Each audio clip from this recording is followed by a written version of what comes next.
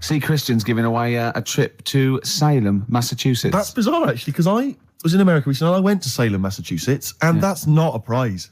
Isn't it? Believe me, we were there, we were sort of obliged to go because we were at someone's birthday. It's rubbish. Really? I mean, that's a really poor trip.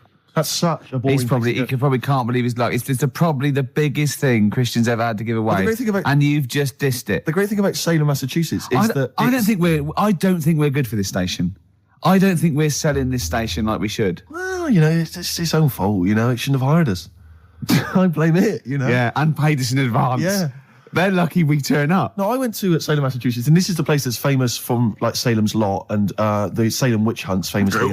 Famous for all things Salem. Salem. Yeah, anything with Salem in the title. The whole place has gone mad over like witches and anything. Basically, it's like there was the Salem witch hunts in like 17 something or other or 16 something or other. So the whole place now is just full of like people dressed as witches. Yeah. And then it's like any supernatural stuff. So that I went in and it was amazing. It's quite like Glastonbury tent. It was it's awful. Every single place there, every single shop is kind of horror related. Yeah. And I went to the Boris Karloff World of Terror. Yeah, right? It's amazing. You went in there, right? I don't know if Boris, the famous horror actor, has actually been involved, but you go in there, you walk in the door, you've got to put these 3D glasses on, right? And it's supposed to be this kind of chilling journey around this kind of like a sort of a crypt, And you put these glasses on, and I couldn't tell. They were so poor, I couldn't tell what was supposed to be a 3D effect and what was actually three-dimensional. Really? So I couldn't tell if like the floor was actually sloped or if it was just appeared to be. Yeah. Whether the wall was actually kind of knobbly or whether it was 3D glasses. It was so much, and it literally took about 45 seconds to get through it. Imagine and he just that. came out blinking into the light again. It was so rubbish. So I just want to throw us over to Carl. So there's Steve Merchant with funny glasses on in this place horror, and he's walking round. Do you think he scared people, Carl? I've set this question out, haven't I? I've loaded the question. I know the answer you're fishing for. Carl, do you just want to have a dig at me? Because it's coming up to 2:00 and you've not really put a lot of effort in today, slagging me off. I don't do it on purpose. No, he doesn't do it on purpose. He's just an honest northerner and he can't lie. He's like George Washington, but without the wooden teeth. Yeah. Salem. I didn't mean We've to say... lost it again, haven't we? You didn't mean to say Salem. This is such bad radio. Just this the is word really... I mean, genuinely, this is bad radio, it's awful isn't it? Radio. Quick. Oh, yeah, my mate went to one of those things... in the West End where you walk around and it's aliens and they jump out at you. Right. And he was so scared when the alien jumped out. I mean, he ripped a bit of his face off. And the alien's face off? Yeah, it was foam. And the bloke went, don't do that, mate. Brilliant. Well, in the Salem one, I was wandering around, and this was one guy that kept jumping out. Yeah. Because there was about 10 of us, I was at the back, I always missed him jumping out. So when I got round, I missed all the frights. Oh, no. You'd have thought he'd like jump out, then double round and jump out again. Yeah. People everyone catch that? No, what are you doing? We. All right, okay, move on. Oh, if you want to win those tickets, 08700 800 1234. Dwight Schultz, who is he better known as? I remember he was on something on one chat show, and I think it was Des or Michael Asper or something. And I said, so you've had something? He said, yeah. He said, well, everyone knows that Elvis sold more records after his death than when he was alive. Little dig there against Elvis. He goes, yeah. Well, I've just overtaken his record for sales in the UK. Right, so he sets up that Elvis is only selling because he's dead. Yeah. And anyway, I've still beaten him in the UK. And I just think, yeah.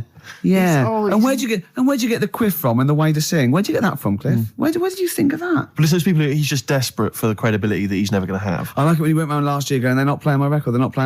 Oh, go on, play it. Number one. Yeah. Fooled you. It was number one, the Millennium Prayer. I know, yeah. Well, it was the Millennium, wasn't it?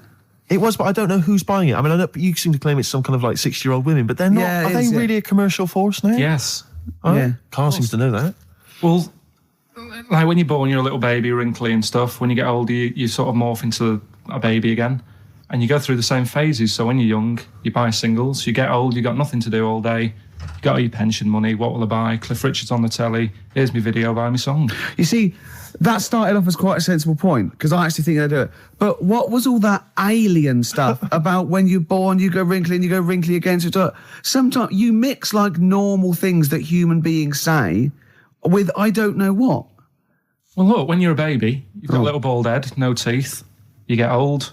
What happens? Are you a philosopher? You're an official philosopher. Because, I mean, it sounds like it.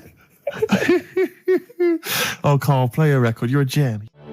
Ash, there's a star on XFM 104.9. Now, Steve. Yes. Carl text messaged me in the week, very excited, because he just watched a programme that proved me and you were stupid. Remember we sort of championed the anti-supernatural? Yes. Skeptical view. We're just absolutely skeptical about things like that. We're atheists. We don't believe in ghosts, anything like that, anything supernatural. We're followers of James Randi, a genius of our times. But Carl saw something that proved us wrong. I'd like Carl to tell you what this proof was, what he saw on, and look at him. Go on then. It was on Wednesday night. Yeah. I was watching. You see, the problem is I didn't get the full story, so you could pick holes out of it. Sure. Unlike your usual investigations into the supernatural. Which are It was called, can I just say what the programme was called? Mr. Exorcist. Oh, brilliant. So Sounds like an academic work to me. the bit that I caught, I just flicked it over, sort of seeing what's on the telly, and I thought, oh, Exorcist, I've seen it, but there's nothing else, and I watch it, and then I realised it wasn't the same thing. Yeah. I thought, oh, I'll have a bit of this. And there was an old woman and a daughter, and as far as I was aware, the bit I picked up on, they were saying, oh, it's dreadful, and unless you've been through it, you've had ghosts in your house and that, you really don't know what it's like. Yeah, sure. And the main thing that seemed to be getting them down was the fact that the budgie was getting stressed. The budgie was getting stressed? Because animals can sense the other side, can't okay. they? Can they? Yeah. Okay. So, and how was that manifesting itself? You didn't know. What was the budgie doing? I think it just wasn't happy. Right.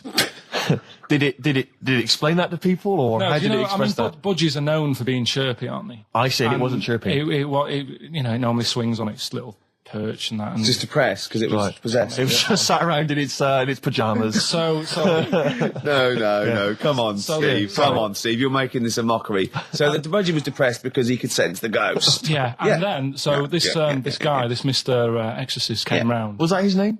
Yeah. Okay. Was he a priest or something?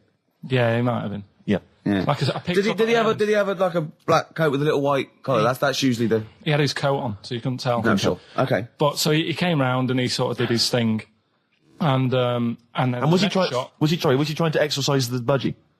No, the ghost. house. Right. The I house, see. It wasn't that the budgie had a demon or anything. No. Okay. No, this So- wasn't a possession, was it? This was a straightforward. It wasn't a poltergeist or anything. It was just a.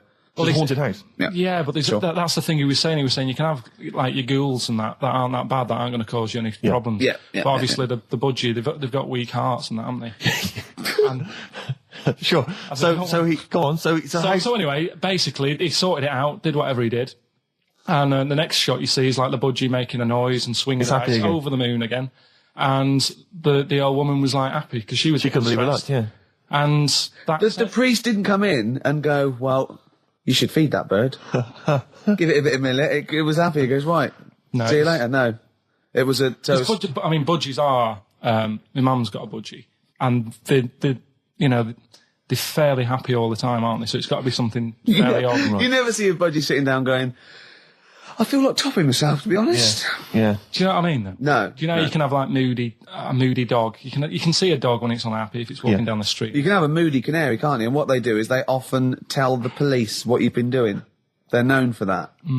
Yeah. So basically, so that for you is proof that the supernatural exists. A bird in a cage got a little bit annoyed, wasn't chirping as much as it normally did. Who knows why? There could have been a little draft up its, and Cloaca. Exactly. That's Anyway, a medical term. Anyway, a man came in and did whatever he did. Yeah. Use your phrase. Mr. Exorcist, though, Steve. Yeah. This wasn't any bloke off the street. This was Mr. Exorcist. Yeah. Yeah. So And for you, that's the proof that there's. just because, like, if it was a person, you go, they're playing up for the camera. yeah, a budgie could possibly act like that, Steve. Yeah, I see what you mean. You're saying a budgie wouldn't be trying to become famous. No, or want to get on the telly. not like Lassie. No, sure. It was sure. basically a show off. Yeah, or Champion the Wonder Horse. Yeah. What do you think?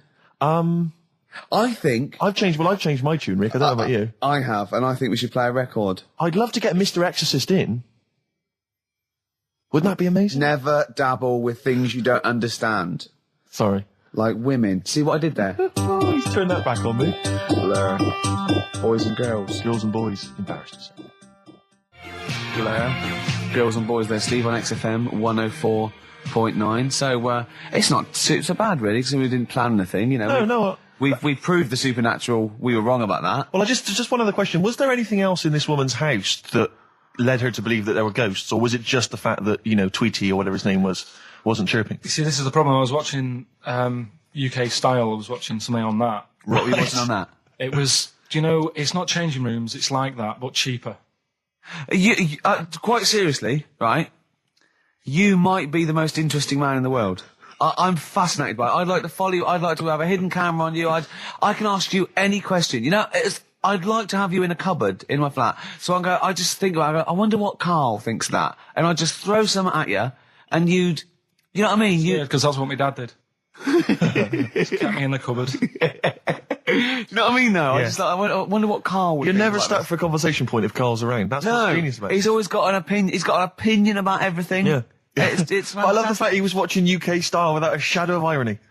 Yeah. No, that's what I like about him. Exactly, that's what's I wouldn't brilliant. like it if he was trying to be No, he's not. kitsch Yeah. and stuff. I like it because he's down the line, straightforward, no nonsense. Yeah. This is what I like. You know what I mean? He's going to be sort of like Jeffrey Boycott, Dickie Bird when he's about like 60 or 70. He's going to get on a bus and go to the driver somewhere. You need an haircut. You look like a scruffy get. You know what I mean? He's going to be a great old bloke that Genius. he doesn't get chinned in the pub. Yeah. Right? People protect him, because he's like 70 or something. But it's great. You're looking forward. You're actually in that nod. That nod went. I can't wait to be 70. Yeah. Wasn't it?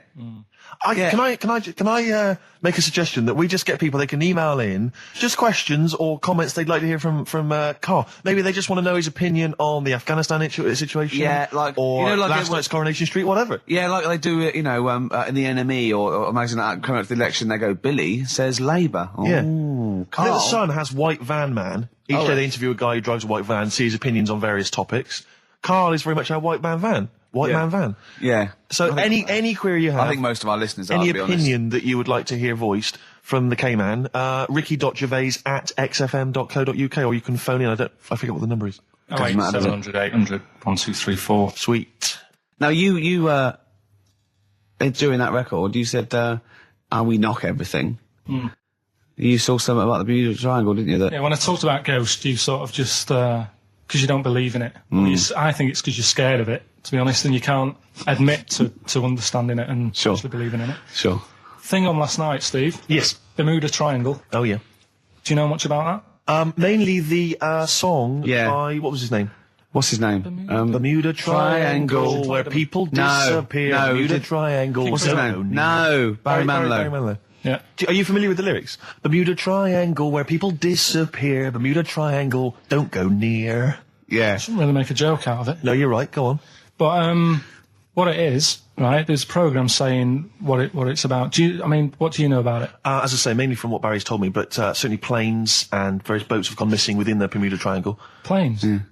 Yeah, but obviously that documentary didn't explore it. He learned a lot about that. For that. I learned a lot about American history through "We Didn't Start the Fire" by Billy Joel. Again, most of my knowledge of the sort of Tsarist Russia comes from Rasputin by Boney M. Well, listen. Yeah, he was the lover of the Russian queen. They put some poison into his wine. Yeah. They shot him till he was dead. Yeah. Which is, go on. Right, well, this.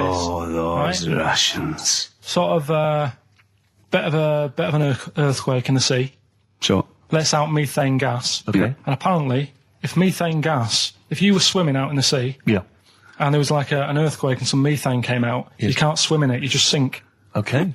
Even if you're a good swimmer. What happens if you're two lads from your school and they Big heads. Yeah, that's like a buoy. Doesn't You can work. see them a mile off, No. and their webbed hands would get them into shore. Because they did actually say, even if you're wearing a life jacket, if the water's full of methane, right? You just sink. You just sink.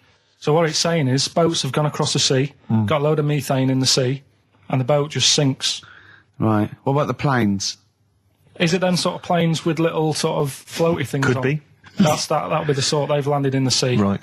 And methane's coming. Well, sorry, Carl. What did the documentary say? Not I imagine. Yeah, your hypothesis might be one Yeah. thing. What did they sound like? They didn't cover that bit. They didn't cover the planes. They didn't do the planes. Something else they said about it, though. Go on. Loch Ness, the monster, Yep. Sure. probably doesn't exist. Okay. What Oh. it is, Interesting. Hold on. Interesting.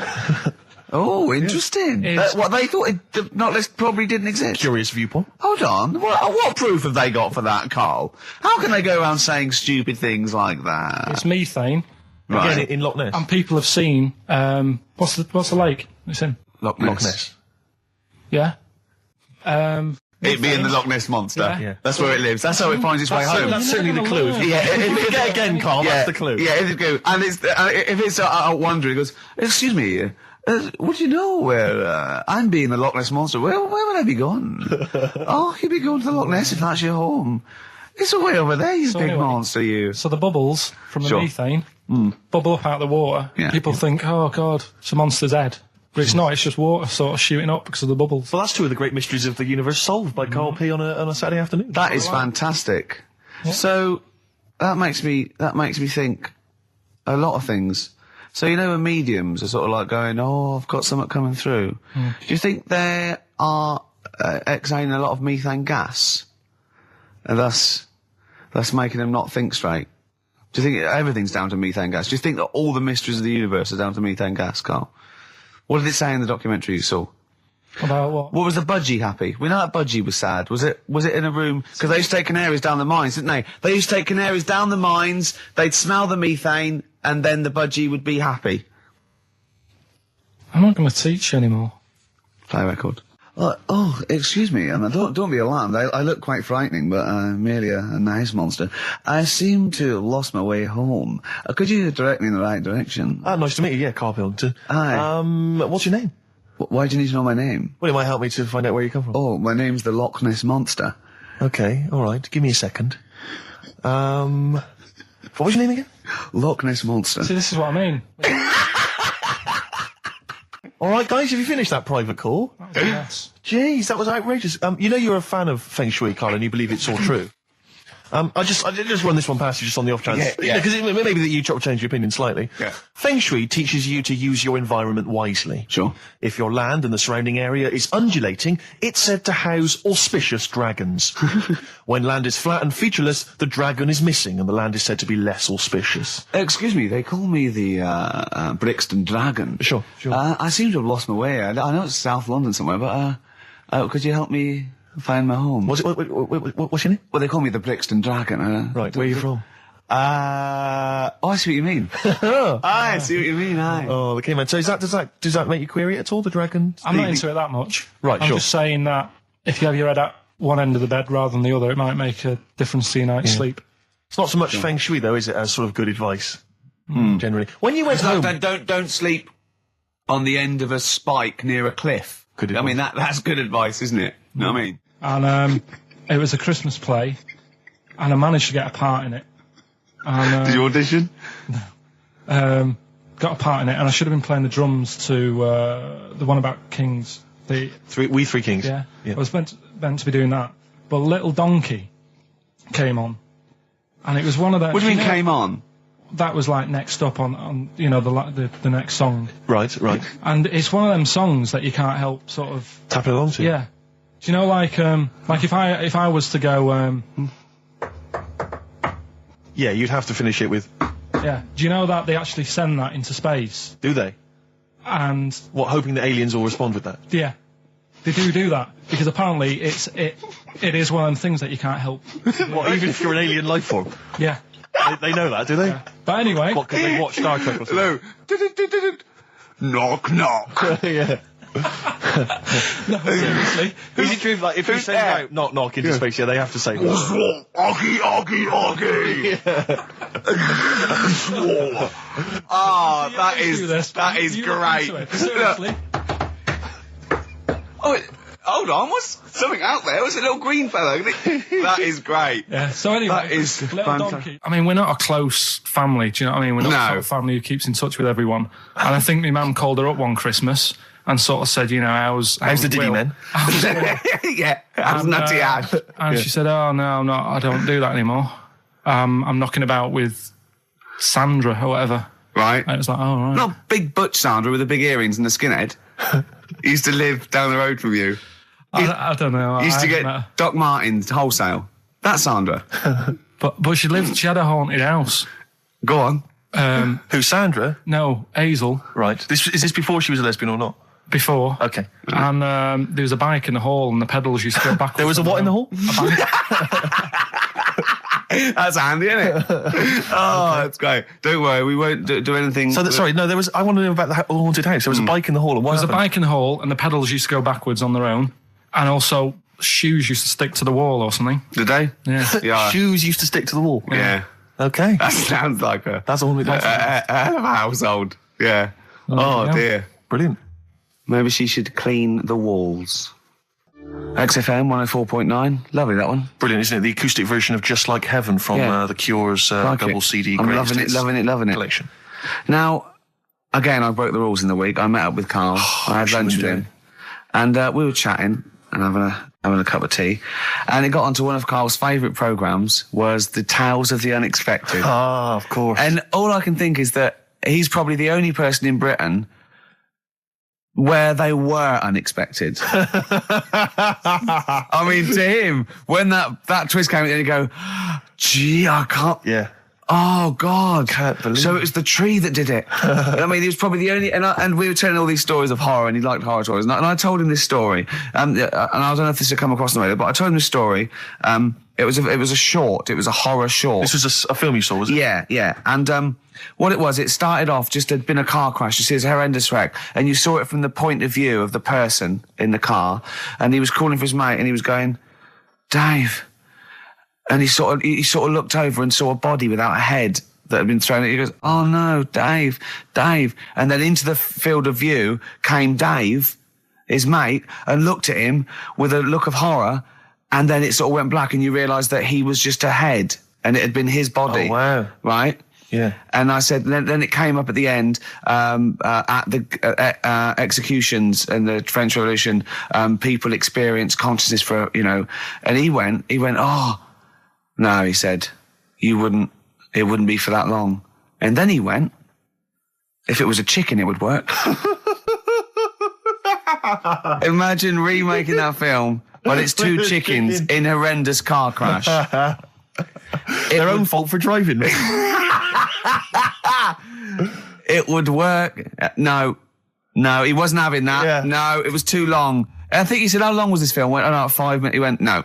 It would work if it was a chicken. I like the way that Carl in something like when you relate an incident like that, he's appalled and offended and annoyed by the people that made it, even though he's never seen it. Oh, he's annoyed. Yeah, like you have it. I want to see it. I think it's a good idea, Yeah. but they should have thought it through a bit more. Yeah. Do you have a favourite Tales of the Unexpected, one that you remember particularly that shook you up? Yeah, we were talking about the one on where there's some woman in prison. Have you seen that one? No, I can't remember them all. Right, this woman's in prison. Yeah. And she gets a bit friendly with the guy who takes the dead bodies out. Right. And he said, I can get you out of here. He said, what you've got to do, right? You've got to, at midnight. When you hear the bell toll, that means there's been a dead body. Yeah, there's been a dead body. So what you've got to do is go into like the place where all the dead bodies are, get in the first coffin on the right, and then I'll come along and carry you out, and you can run away and escape, right? So she goes, yeah, all right then. So she hears the bell go. I'll bury you, right? And then I'll come back later and dig you up. Right. Yeah, but that's the point. It doesn't matter. It does matter. Trust me, Karl. It really matters. Okay. Listen, I don't know if I'm going to ruin this for people at home. Yeah. Can I just skip to the end? I would imagine that she gets buried and he doesn't come back, and she has to get buried alive. Better than that. Okay. Yeah, she does it. She gets into the coffin. Yeah, shh. Go on. Right. So she gets in the coffin. And she's lying there for ages. She's buried. She can feel a bit of movement going on. So she's obviously, being carried somewhere. So she's thinking, this is it, I'm getting out. And she's lying there for ages and thinking, why isn't someone coming and lifting the lid off this? Do you know what I mean? Letting me get out. So she's really bored. She gets a lighter out, right? Lights it to have a look at who she's lying on. It's only the fella who said he'd help escape. Oh. How bad is that? That is... How bad is that? So it is quite important that she's buried alive then, isn't it? In retrospect, you realise that the jeopardy is that she's buried alive and can't get out. Yeah. It makes it so much worse, doesn't it, than just like lying in the morgue and going, actually, I'm getting out of here. Yeah. This isn't going to work. Look at Carl's face. Having told that, he's so pleased. His face is lit up. He's beaming like a child. Have you seen any? Is that your favourite horror thing ever? That's a good one. And let's see if anyone knows what the finger is. When that bloke was under the ground wiggling his finger. We're talking about one with some fella who's stuck in the ground or something. This is a motif I noticed in your particular favourite ones. Yeah. Right. People stuck in the ground. Go on. Right. So it's a fella, is it? a fella stuck. Now, I seem to remember it just being his foot, to be honest, being stuck in a hole. And No, he was under the ground and he got a little thing out of the pavement and he put his finger up and wiggled it to try and attract attention. Then you see a woman come along and her stiletto heel just knocks his finger off. You see, I'm wondering whether it's the same one as I saw. Yeah, it could be two like that, couldn't there? They were running out of ideas by the last series. It's a big theme in Hollywood. Or what was that one you told me about with the porn? That was a good one. Oh, this was fantastic, right? Right. There was this. Sorry, can I just check now? We're just remembering classic episodes of the Tales No, Unexpected this is important. Well, I saw one, right? I saw one on Tales Unexpected, right? And it was these two gents. What they used to do, they look down the obituaries and they'd blackmail the wife or the son of a dead eminent person, like might be a priest or a doctor, like that, and they'd go and they'd say, he bought some erotic stuff from us before he died, and he owes 100 guineas and all this sort of stuff, and they'd pay up because it'd be so embarrassing. They just didn't want them to say, just pay him, right? And this one bloke said, who are these people? I'll meet with them. And he goes round there, and he goes round, and they go, your father, he goes, my father could not have bought any erotic material from you. They did it, he goes, he couldn't have, he's blind. Right, and that was the twist. And Karl went, so it was magazines, not videos then.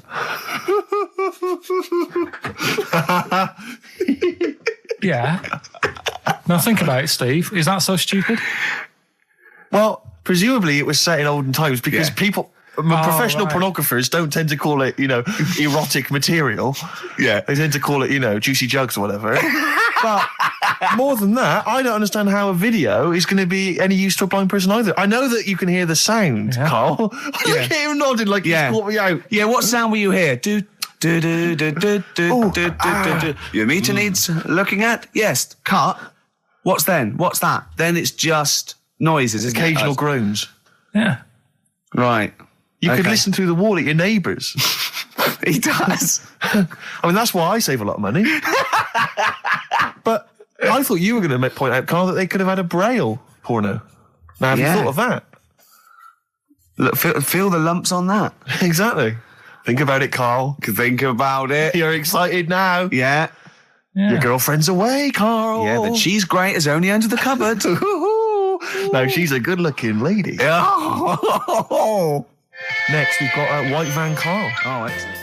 Stereophonics, Vegas 2 times, XFM 104.9 into the last hour. Yeah. And then 3 shows to go. That's true enough. Until we're off the air. I'm Ricky Gervais. With him, Steve Merchant. Karl. Oh, yeah. All right? Yeah. Go on, tell you, we cut short last week, weren't we? You had an amazing story about Neil Armstrong, didn't you? Well, we've been doing quotes, haven't we? Like famous quotes. Sure. Yes. I've, gone down in history. Yeah. And I was saying, quotes don't really matter. It's more the situation that you're in than the quote itself. Go on. So like Neil Armstrong, if he'd have said, tie bacon round your head. I'm as happy as a pig in dust. Yeah, that would have still gone down in history as like being the thing that Neil Armstrong said, wouldn't it? Yeah. Yeah. But Space is driven in mental, probably would have been. But he chose to say something profound and meaningful to befit the situation. He got it wrong. Actually, it's a small step for man, one giant leap for mankind. But he was meant to say. We discussed this last week. Stop showing off. Well, no, but people might have listened last week. Yeah, it doesn't matter. I can't imagine. Well, people we better tell them every week then. Yeah, but he said he should have said this is one small step for a man. Yeah. But anyway, he had a good effort, and that's quite. And that's an example of what I'm saying. The fact that he got it wrong, but it still went down in history. Right. But anyway, the bit that and it didn't happen anyway, did it? What do you mean it didn't happen anyway? That's what a lot of people say. That no one's actually been on the moon. Ah, yes, of course. They filmed it in Teddington Studios. Well, they were saying something about there was shadow on the film, and you wouldn't get shadow on the film, and there's all sorts of things. These people that you always quote as they. Who are they? Are they living in jars? Are they little fellas in jars? Look, Go on. Do they appear to you in dreams? I've spoken to different people about it, and there's loads of little things that if you watch that programme, of them being on the moon, there is no way they could have done it. Right. Done. Fine. Yeah. Done. Anyway. That's put to bed. Yeah. But Good. anyway, as he was getting back in the spaceship on the moon, or whether it be a TV studio, he said, good luck, Mr. Croucher. Right. Have you heard this? No. And the reason he said that was because when he was a young kid, and he was, I think it was Croucher, but when he was playing as a young kid in his garden, he was playing baseball with his mate, and he chucked the ball to his mate, and his mate hit the ball, and the ball went over the fence to the next door neighbour. Right, so he goes, right, I'll just nip over and get the ball. And as he was getting the ball, the window was open to his neighbour's house, and he heard like the woman shouting at her husband saying, I'm not going to be giving you a bit rude, so if you've got a kid in the car or whatever, turn it down. What, yeah, that's covered that, yeah. Right. Genius. I'm not, no matter how many times you ask me, I'm not going to be giving you oral sex. The day I do that, man would have walked on the moon. Right? Yeah. He grows up, he gets on the moon, and he remembers all that story, and as he gets back in the spaceship, he says, good luck, Mr. Croucher. Now, do you know, I have to say, I've heard that story before, but when I heard it, the woman said, the day I give you a blowjob is the day the boy next door walks on the moon, which makes it all the more profane Impossible. and enjoyable. Yeah, and unlikely. Yeah. But yeah, no, I've heard the same story, Carl. Yeah. Look how pleased he is. I love that. Right, so not only have you remembered that anecdote, which may or may not be true, but of course you've also proven The that... day I give you a blowjob, that kid in the garden's probably going to walk on the moon and say something about giant leaps. Exactly. But, you must have heard the thing that it never actually happened. Yes, we've all heard Yeah. it. We've all dismissed it as nonsense. And moved on. Yeah. Yeah. And got on with our life. Right, Carl. What? Should we do White Van Man? Oh, you didn't prepare me for that. We better play a track and then I'll Okay. I'll fish out the newspaper and stuff. This is a good little bootleg track here from Meats and Poultry here. They've mixed A with Outcast. Right. Chorus is great. Is it highly illegal? Is. So people shouldn't rush to their tape machines now and press play Okay, and so record. whatever you do, don't record this now if you're recording it. Hold on, don't say anything. Well, that bootleg's going under the name of Nothing Miss Jackson, I think, by Meats and Poultry. So there you go. I do love these bootleg things because they're so pointless, but they're so enjoyable. Yeah, it's great. It's fun to do. Yeah, exactly. They're really good they're fun. great. But not as much fun as White Van, Carl. White Van Carl, absolutely. Do you want to explain the premise? Well, we take the Sun asks someone else and asks Carl. It's simple as that. That's it. The Sun have just taken a normal person. We flipped it. We're going to ask Carl the same questions about the week's news. Yeah, just basically your opinions, Carl, as ever. What do you make of, well, obviously the big news, David Beckham's broken foot? Is this a big concern for you? No, I mean, he's sad. You know, it's sadder for him more than anyone because, you know, to like be in the World Cup is like the main thing for him, isn't it? Yeah. But he's still a young lad, and I don't think he'll give up. I reckon he'll still turn up. He'll be all right. And, yeah, good luck to the lad. You know I like David. I'm not going to slag him off. Wise words. Yeah, he says that like he knows him, like he's popping round for drinks later. Yeah, like we tried to stitch you up. Go on. But obviously yesterday, was it yesterday? I think maybe Thursday. The Sun printed a big picture of David's foot and encouraged everyone to touch it at midday, because hoping that this would somehow, if we all thought and prayed together, somehow that would help his foot heal. Do you believe in that? No. Any belief in that? No, you're going down the old like Yora Geller route, aren't you? Sure. And it's stupid. Yeah. I'm sure. I mean, it's nice effort and everything. It sort of cheers everyone up. Hold on. You believe in ghosts and warlocks Yeah. and licking toads. Why is that any more stupid and all those things? It's not going to work, is it? All right. Fine. It's rubbish. Okay. Eminem, Without Me, on XFM 104.9. I'm Ricky Gervais, with me Steve Merchant. Hello there. Little Karl Pilkington. Into the last hour, 3 hours of broadcasting to go, Karl, for us. 3. Yeah. What are you Three going to be amigos, doing the while Three we're away? Musketeers. Because you'll obviously still be working here. You have a day job, don't you? What is it you do exactly? I make stuff, You make stuff. What, like furniture? promos and stuff. Oh, right. Sort of a bit of in talk there, but basically like little trails for the station. Yeah. Yeah. That's what I do all week. Yeah. So you'll be back to doing that when we're off? You don't talk to anyone, do you, in the week? You just hide in your little sound booth thing, and you really don't talk to anyone, do you? Much? Not really. No. I mean, you might call up. Yeah. But no, I keep myself to myself. Yeah. Then you don't get bogged down in the office politics and stuff. Yeah. Is there a lot of office politics here? I don't know. I don't get involved in it. Oh, yeah. Proved your point. So when we're away and we're like out of action, who, other than Suzanne, who will you talk to of the day? How will you get a sort of feedback from the world? How will you get sort of like input and? I always, if ever I've got like a question on anything, the internet's sat there and I can just go online and find out. The internet is good. It's brilliant. But it's not all verified. What do you mean? It's not all verified. It's not all necessarily factually accurate. Anyone can put things onto the internet. It's that it's freaks and things that put on things one, right? like. Here's one that I read in the week. Right? Go on. About this woman. Yeah. She was a bit of a punk, and to get her hair done like she wanted it. Super glue. Right? No, she got lard. Apparently, it's a popular thing. You might know. Put lard on your head. Yeah. And you put it in the oven. Oh. Now, apparently, the heat that you get from the oven is different from the sort of heat you get from an hairdryer. Right? And she had to do that to get the style that she wanted. But anyway, she comes into money or whatever, treats herself to a microwave. Right? It's not true. Opens the door, jams the things, like the little catch. So the microwave works. She jams it with a screwdriver or a knife or something. Yeah. Puts the microwave on, sticks her head in, boils her brain. Don't be ridiculous. Right? Well, why is that ridiculous? Boils her brain. She boiled her brain. She boiled her brain. And this is what's good about the internet. I went straight from that, and there was a subject about brains. And do you know that Russell Crowe, when he dies, is giving his brain to charity or something, some sort of some people who can do stuff with it. She gave hers to Pot Noodle. Vesta. Yeah. Oh, That's the boiling sort a of stuff. skull. Yeah. It's not true. It's no. not true, Carl. It's the same as the woman who put her poodle in the microwave, isn't it? And all It's that. just urban myths. They're urban myths. But again, where does it start?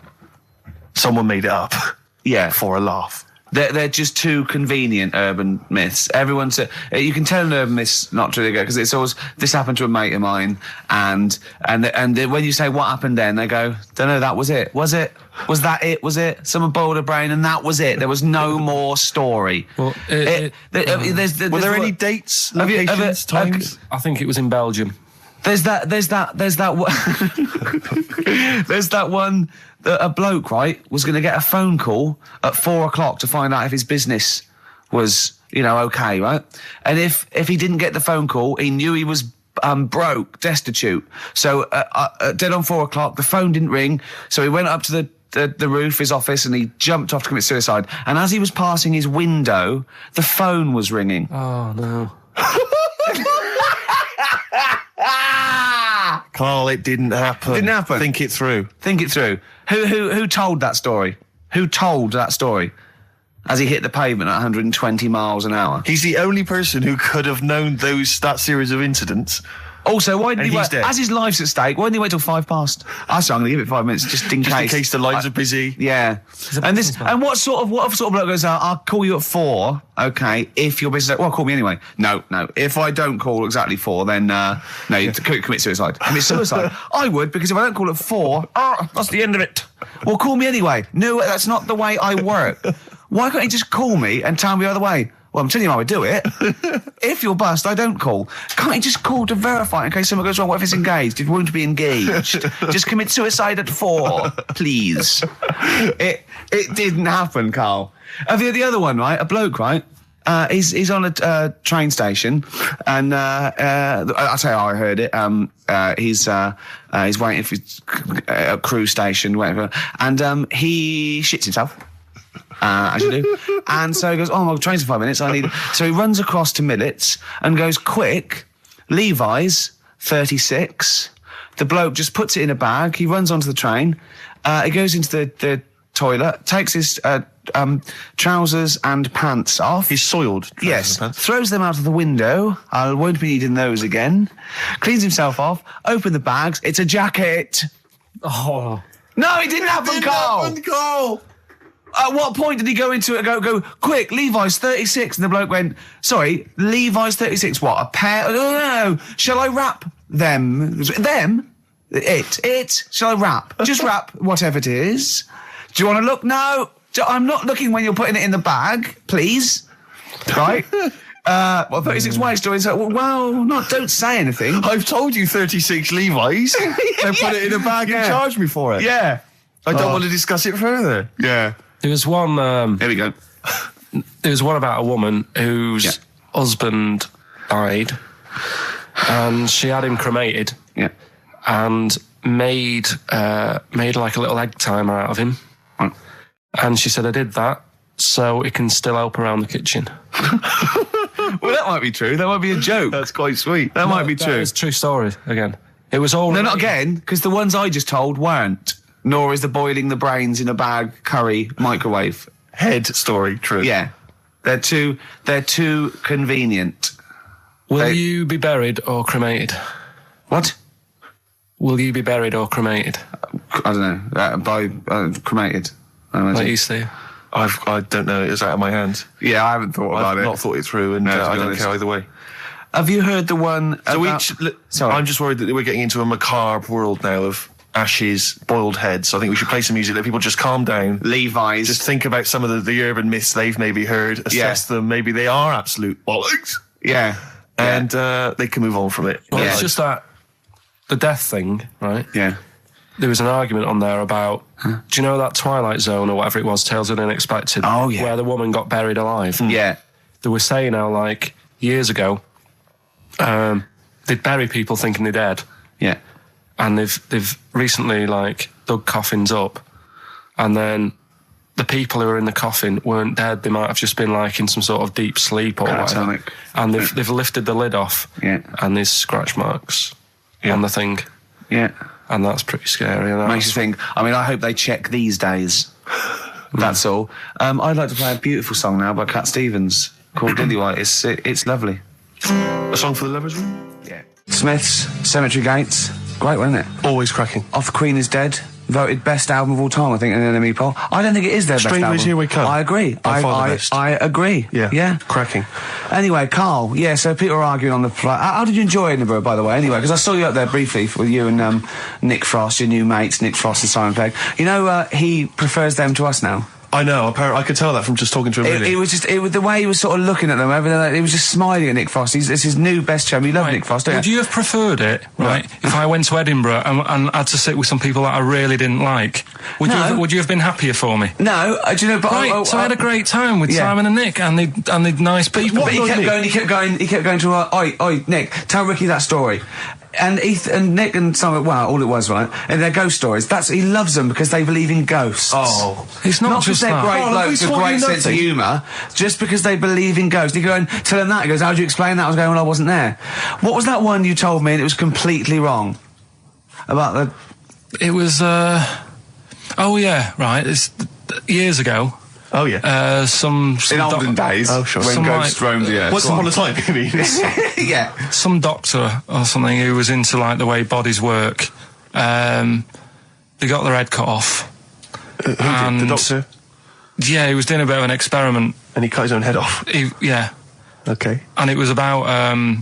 He said, "When my head's in the basket, I'm going to blink my eyes." Right. Okay, sorry, hang on. Let him finish. And So the doctor has chopped his own head off, and he's told everyone, I'm going to blink my eyes. To No, prove wait, that he's there's in the life after basket, death. and he goes like, "Right, I'm going to blink my eyes about, as many times as I can. So quick, count them." And they count, and he got to like 15 before he Right. died. Now, this is how Carl told me that. Till Nick Frost explained that, Carl told me, he said, right, well, a bloke, right, he had his head cut off, and when his head was in the basket, he went, count how many times I can blink. And I went, well, that's rubbish. He went, no. And Nick went, well, no, he actually said, when my head's in the basket. And Carl went, all right. I said, Carl, do you know the subtle difference? Do you see the subtle difference? I have to say, though, guys, I still don't really understand what went on there. You've both lost me. The story is that a bloke who'd been found doing... You mean that Carl just explained it and that was a clear version? Because I still don't know what you're talking about, Carl. Well, this bloke had his head cut off at experiments against God. He was a doctor in the, in olden times. Yeah. And when they cut his head off... Why did they cut his head off? Because it was... He was executed. crimes against... Exactly, he was executed, yeah. And he said to his assistant, when my head's in the basket, I'm going to blink, count how many times I blink and write it down as an experiment, right? Karl told it to me, like his head was cut off and he went in the basket, and when his head was in the basket, he looked up and said, count how many times I blink. Yeah, I love that. I love the difference in that story. Yeah. Both rubbish, but, you know, one's possible and one isn't. You believe anything that you're told, except when we tell you the truth. Right, here's one. Christ. Ghosts and that we got talking about. Sure. And Nick said, right, he said, you'll like this one. He said, my auntie was having loads of problems. Why are you whispering? It's not illegal to talk about ghosts on the radio. No, but He's hearing this. so the auntie's in the house and that, and furniture's moving about all the time. Oh, God. And they were like, no, Steve, he told me this one. This is such rubbish, mate. No, come on, let's listen. I'm going to leave it to you. I'm going to sit back and enjoy it. I'm just going to watch your face, Steve. Right. Sorry, so I missed the beginning there, Carl. There's an auntie in the house. Basically, Nick's auntie. Right. In the house, things moving around all the time. And it was just annoying every time she tidied up. It was like... It was just annoying. Making a mess. It was one part annoying to two parts scary. Yeah. So... stuff was moving around all the time, and they said, right, we need an housekeeper. Rather than having the house a mess, until we sort this out. I've got the vicar coming round. Stop moving stuff around. Oh, yeah, go on. They said That shouldn't be in the pants drawer. let's put all the furniture in one room, right? So just have one room that's a mess, and have all the others empty. Because I love the poltergeist can't really... It can move wardrobes around, but it can't open a door to put it in another room. Yeah. Poltergeist going, I'm just making this room messy. I wish someone would open the door so I could... Go on. Yeah, but... So all this stuff's in this room. So they moved all their furniture into one room. They put like the drawers in there and everything, and it was really uncomfortable because they were all like on top of each other. They sat in the room with all the stuff? Yeah, they had to, because that's where the three-piece suite was. Okay. Oh, God. Right? All right. Oh, God. So they sat there, like, all crumpled up and that, but nothing can move because it's so tight. I think things were trying to move, but everything was so tight. They foxed that poltergeist. So anyway, one night they sat there, like, sort of a bit awkward watching the telly and that, and they hear some banging in the next room. So she goes, oh, God, what's that? Oh, he hadn't moved in, had he, the ghost? So to some of the empty rooms. So there's this He's moved some friends and family in. There's this banging about going on. No, so she gets up, right? Yeah. And what it is, they had the baby in the next room because there wasn't much room for the cot. Right, so they left the baby with the ghost. So they go into the room where the baby is, and the banging is like, do you know those plastic balls you get that you can chuck around the room and like they go mental? Right. The ones that you chuck once and they keep bouncing for ages. Yeah. That was bouncing around the room. Wow, what, the baby had thrown it? Hitting all the walls, and the baby was there, stood in the cot, sort of laughing. Right. And looking at the ball, and wherever it looked, the ball went. Yeah. And then she said, stop doing that. Yeah. And the ball just stopped. Did it? And it rolled a bit and stopped. Right. So the baby had thrown the ball and it was watching it as it bounced around the room? It wasn't throwing it, it was in control of it. No, the point is, Steve, the baby had been doing it. It would have been the baby all along. The baby had been messing with the furniture. It was So the baby it's a that had the super power. baby. Yeah, it's the baby that had the power. Special baby. It's a baby that had the power. It's What a baby that had the power. What- the what's power the power? of telekinesis. Right. They were then trying to convince me that telekinesis was not like all the other stuff that I didn't believe in, but that was a science. Right. Telekinesis was possible. Yes. Yeah, it's not like ghosts and demons and all that stuff. Telekinesis is different. Yeah, That's science. But Nick's auntie saw it, and I love the fact that you're telling me that someone else's auntie saw it. So I should be satisfied with that. Yeah. I should be satisfied with that. I mean, So does she still live in one room with all her possessions? no, I think the baby grew out of it, apparently. it grew The up. baby grew out of it. So it doesn't use its telekinesis powers No. anymore? Well, no, it's like in Carrie, innit? She was upset for a bit, and then she got over it. Okay, I'm just going to say one thing, Carl. That was a film. Do you want to play a record or? Get free. All right, on XFM 104.9. Can I just tell you a story that Carl told me a couple of weeks ago? Is this another ghost story? Another spooky story? Yeah. I called him out. I was, what are you doing? He said, I've just been reading ghost stories again. He said, you don't believe in them, but how do you explain this? So I went, go on. He said, I'll tell you as he told me it. He went, bloke, right, just sitting at home, doing, watching telly with his cat. And, the phone rings and it's a bloke going, is that fire, in your oven okay now? Because your wife called.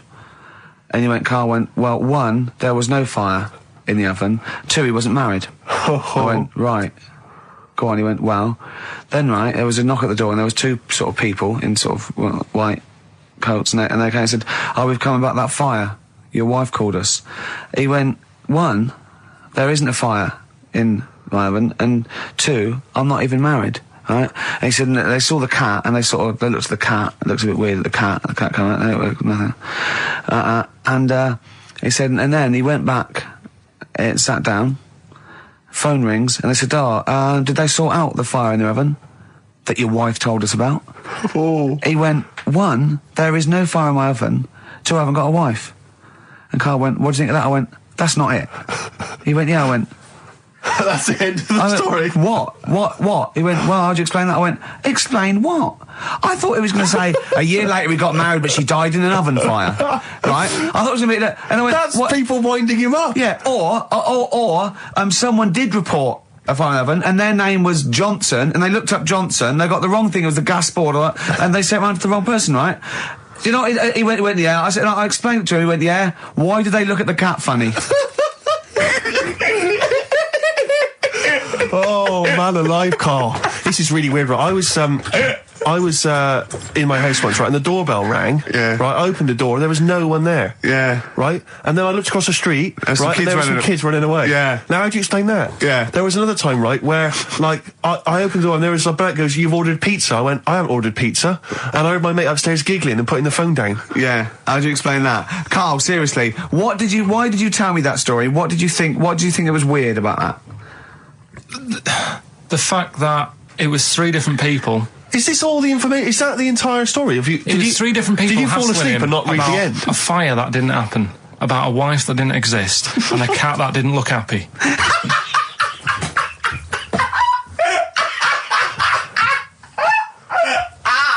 Oh, I'm gonna have a heart attack, Carl. What? I mean, why did they look at the cat funny? Because cats don't like spirits, do they? What? And the other blokes were ghosts? Yeah. Yeah, that's it. So these are kind of beetle about type ghosts.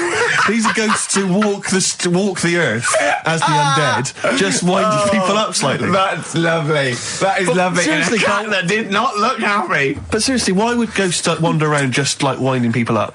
Oh, Maybe something did happen there years ago.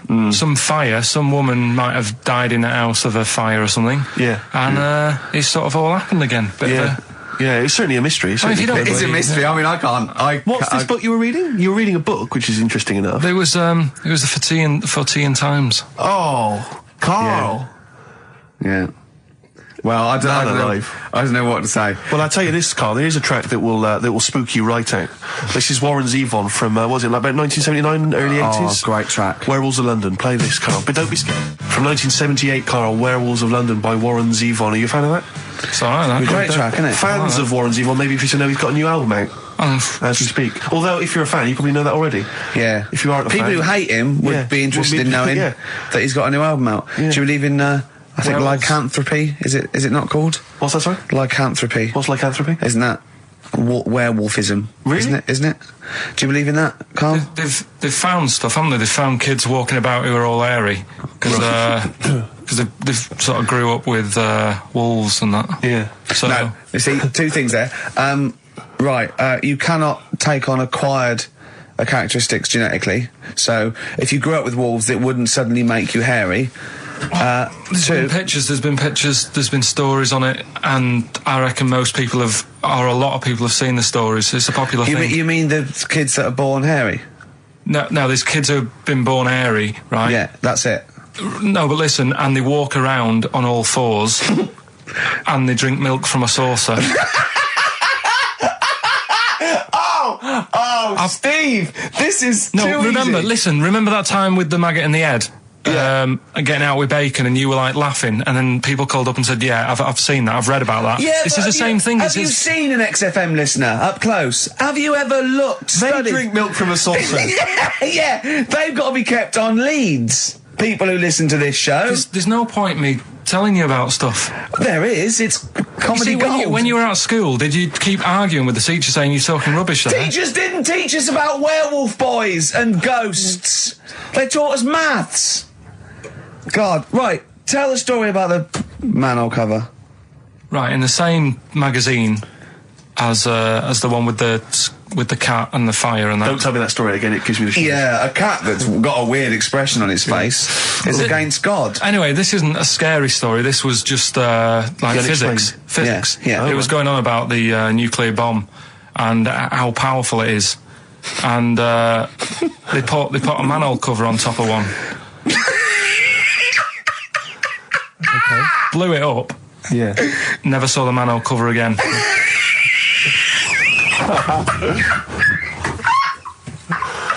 Man alive, Carl.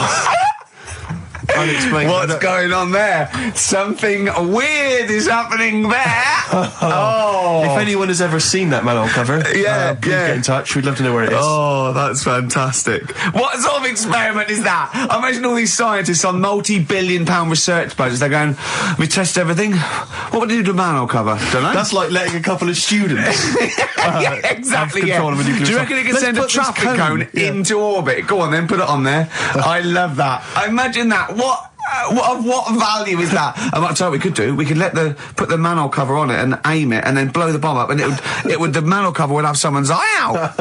Fire it. See if you can fire manhole covers off the nuclear bomb. I don't know. Try bangers to a bomb. See if it's louder. Oh God. Okay, listen, Carl, play another track, and then afterwards, can we probe your views on the week's news? If you want. We'll do a bit of a white van Carl session. Smashing Pumpkins. Today is the greatest, because we're back. That's true enough. All right. I hope people, Rick, were listening to that loud in this lovely summer's day. I mean, no, not too loud. Well, don't don't annoy people. Now, this will scare you. Now, Carl, you will be a little bit unnerved about this. Have you seen the film Jurassic Park? Yeah. You know what happened there? Well, according to the Sun here, it says scientists are planning to clone mammoths for a theme park. Look at his face. Look at that. He looks like a dog caught in the headlights of a car. He's terrified. I love Carl. He sprung to attention Carl. there. Is that the best news you could have? Man moths.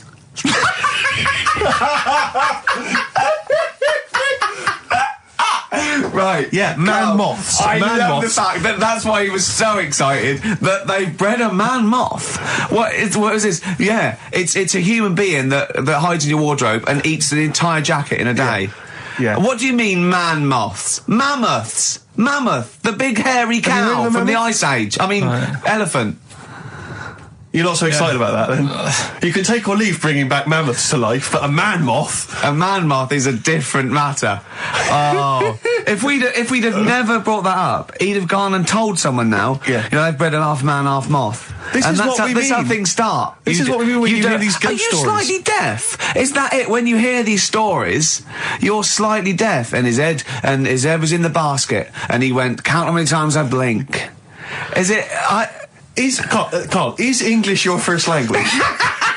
Are you actually foreign? Is that the thing? Yeah. Should we speak when we say slower? foreign, we mean not of this planet. Yeah. Should we speak slower? Would that be a help to you? No, go on. Next What do you one. make of Do that? you think that's good? The Do you think idea that's of good to bring back mammoths? prehistoric animals. These giant elephants. They're slow, aren't they? It's not as if they're going to like get out and run fast and they can't capture them. They'd probably be a Like fence, to be elephants, honest, aren't Carl. They'd probably be a fence. they? No, but I'm saying, but you're asking it as if like, oh, it could all go wrong, but it couldn't, could it? Well, Really? but the point was about Jurassic Park is they thought it wouldn't go wrong. They thought they had it all under Yeah, but control. that was and Have you learned dinosaurs. nothing from Jurassic Park, Carl? Dinosaurs would say, oh, think about it before you do it. But with a hairy elephant, it's not going to... Not a concern for you. Would you go along to see him? Would you be interested in that? If it was in the area. He's great, isn't he? I'd love a queue, Nothing right? impresses No, him. but what I'd like to do is Carl sitting like Yoda in a little cave, and I'd just like to see people like Tony Blair and, you know, Stephen Hawking's in a queue, and they go and say, Carl, got a bit of a problem. And thinking of cloning a man and a moth. Problem? Not an issue. No, if I'm in the area, I might cruise around and have a look at it. Otherwise, just don't send it near my clothes. Oh, that's fantastic. So it's just for a second. As the words man moth came into your head, how excited were you? I mean, were you both terrified and excited? For the moment when you thought that they'd cloned a man and a moth? I pictured What kind of face did he have? Did he have the moth's head, or was it a man's head? just a little man head. Right. What was his face? What did it look like? He just was like a bit shocked. Perplexed. Yeah. It was like he'd been grafted onto the body of a moth without his consent. And when he was asleep, he'd woken up. he just went in to have a goiter removed, and they said, "We've replaced your goiter with the body of a giant moth." Yeah. Is that all right, Mr. Jenkins? So he had the head of a little. Was it a little boy or a man? Little man. Right. Okay. And he's just bumping into a lamp. Just bumping into a lamp. If you went into hospital and they'd done something, what's the worst thing they could do, right? What would you rather have done, right? You wake up and you've got lobster claws for hands. Right. You wake up and you've got duck's feet. Or you wake up and you've got one horn coming out of your head. The worst thing, Yeah. probably the horn coming out of my head. Why? Get in the way. That'd be useful, wouldn't it, in fights and stuff? And for like parties, people would play Well, I suppose quoits. the lobster claws would also be quite handy there. Definitely. Black Rebel Motorcycle Club, spread your love. It's time to give Karl... You're actually nervous. I'm a little bit nervous. Just to recap, Karl is 30 this year. He never went to get his results of his GCSEs. So myself and Steve took it upon ourselves to phone his school, track them down, and we actually got your results. What did you think you took? Did English, Right. maths, Yeah. art, Right. and I think I did physics. Okay. Well, you didn't do any of them. Eh? You didn't do any of them. You didn't register. You registered for one exam and took one exam and got results for one exam. So I don't know what you thought you were turning up to, or you weren't registered, or you didn't. You're familiar with the notion of registering for an exam. You have to kind of officially register in order to be eligible. What do you mean, register? I turned up for a couple. Yeah, you can't just show up. You have to register for them. You have to pay this because it costs the school money, so they have had to have paid for you if they thought you were going to pass. You can't just turn up on the day and ask for some paper at the front. I never got a letter telling me that. Well, that's because you were never at school. But you did somehow register or registered for one exam. You registered for history. It's a topic that you've always been interested in. I was saying to Ricky before, World War II, I loved it. Not the actual event. No, the but study just of it. You all mean? the stuff like, about the Anderson shelters and stuff like that. Yeah. And the bombs and that. Mm-hmm. And then when I took it, it had nothing to do with that. It was more about the Tudors. So the Second World War didn't come up. You mean there were no questions about the Anderson shelters? Nothing. That's devastating. So So what are you expecting the result to be? is that seriously? Is that it? Yeah, it's the only one you took and registered. As far as the school is concerned, or yeah. certainly in Well, it's the terms only of one what that they told counts. us. It's the only result. It's the only one that counts. Yeah, you've got. I don't. Did you register for yours? Yeah. Yes. I've got certificates and everything. So what? Do you do that before the exam? Do you have to go somewhere and sign something, or? Yeah, you don't check your results and then decide if you want to register. It's not like Millionaire when you look at the question and go, I think I'll take the money. Yeah. You go. No. But anyway, you must have registered for one, or maybe your teacher put you in for Well, I didn't do it. They must have been confident. They must have been confident. They must have thought your best bet was history. Right. So, what did they get? You got an E, which I think, technically, is a pass. E. It's a bad pass, but there's F, How and there's much U. longer You're not going to be doing a PhD. You can get an F, right, which is fail, and then a U, which is ungraded. Now, I don't know why the U exists, because F means you failed. U is like them going, you not only failed, but you wasted my time. So, We're annoyed Yeah, that you took this exam. so who thought they'd register me to get an E? well, they didn't. Well, they think didn't. you'd I get think any. they were hoping. It was rather like you with the lottery. They were hoping see- for something better than You nothing. see, I assume that the man who registered for that thought he can scrape an E if Anderson Shouters come up. Yeah. Well, that's it. You've got. Now, what I'd like to do, Karl, is I've started your re-education. You've read a book on Rasputin. I'll be asking you a few questions about that later. I've got another book for you to read next week. Next week, I'm not in the mood. What? Not in the mood. Oh, come on. Look, what's that? What does that say? It's that fella. It's the picture of the bloke that he used to use for Citizen Smith. Yeah, Che Guevara. Yeah. Yeah. He was quite happy, I think, when he found out that Robert Lindsay was involved. He went, yeah, of course you can. No worries, yeah. What are your feelings, Carl? What do you think? Are you depressed? I'm just a bit annoyed because I'm sure I turned up for more, so it just wasted me time. Listen, they don't matter. I'm sure you're doing very well. You know, you can educate yourself. GCSEs are merely a step on the ladder to help you, not just for education, but, you know, they're more vocational than anything else. You're doing very well, and you're reading books. Don't worry about it.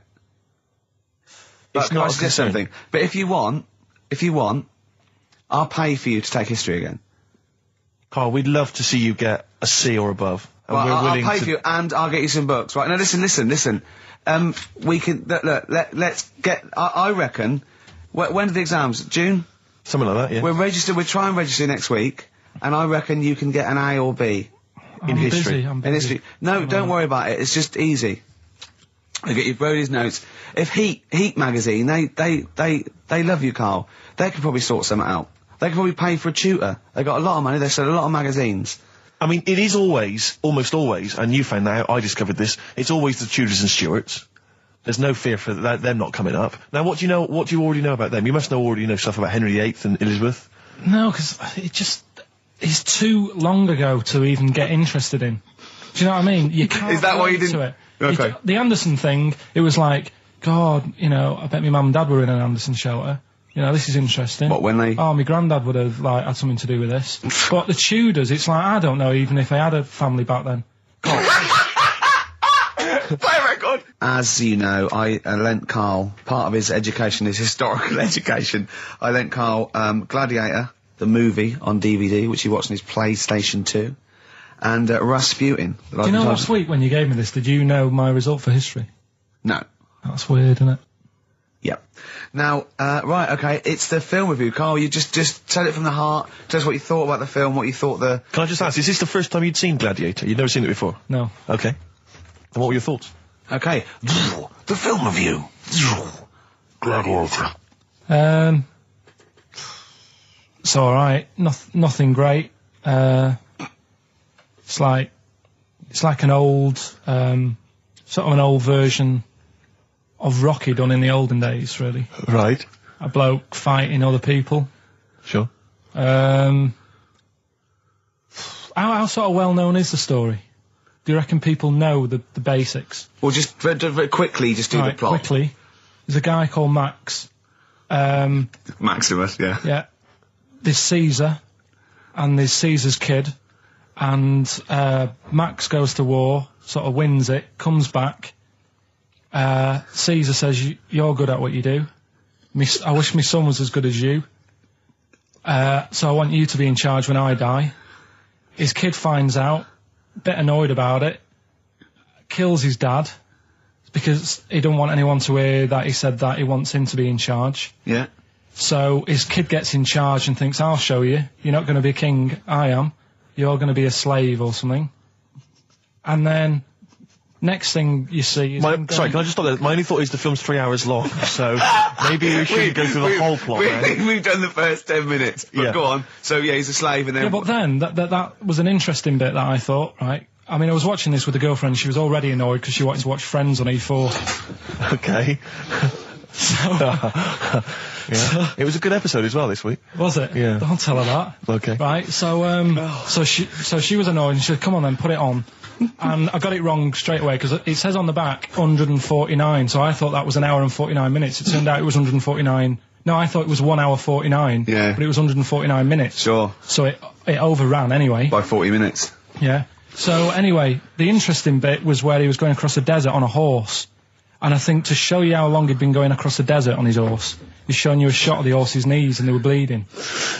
And I just wondered whether that's what horses do if they run for a long time. Do you know? I don't. Good. Right, so anyway, so he goes on, he keeps going on like this. He's a slave, and then he has a fight at the end with the Caesar's kid, and he kills him.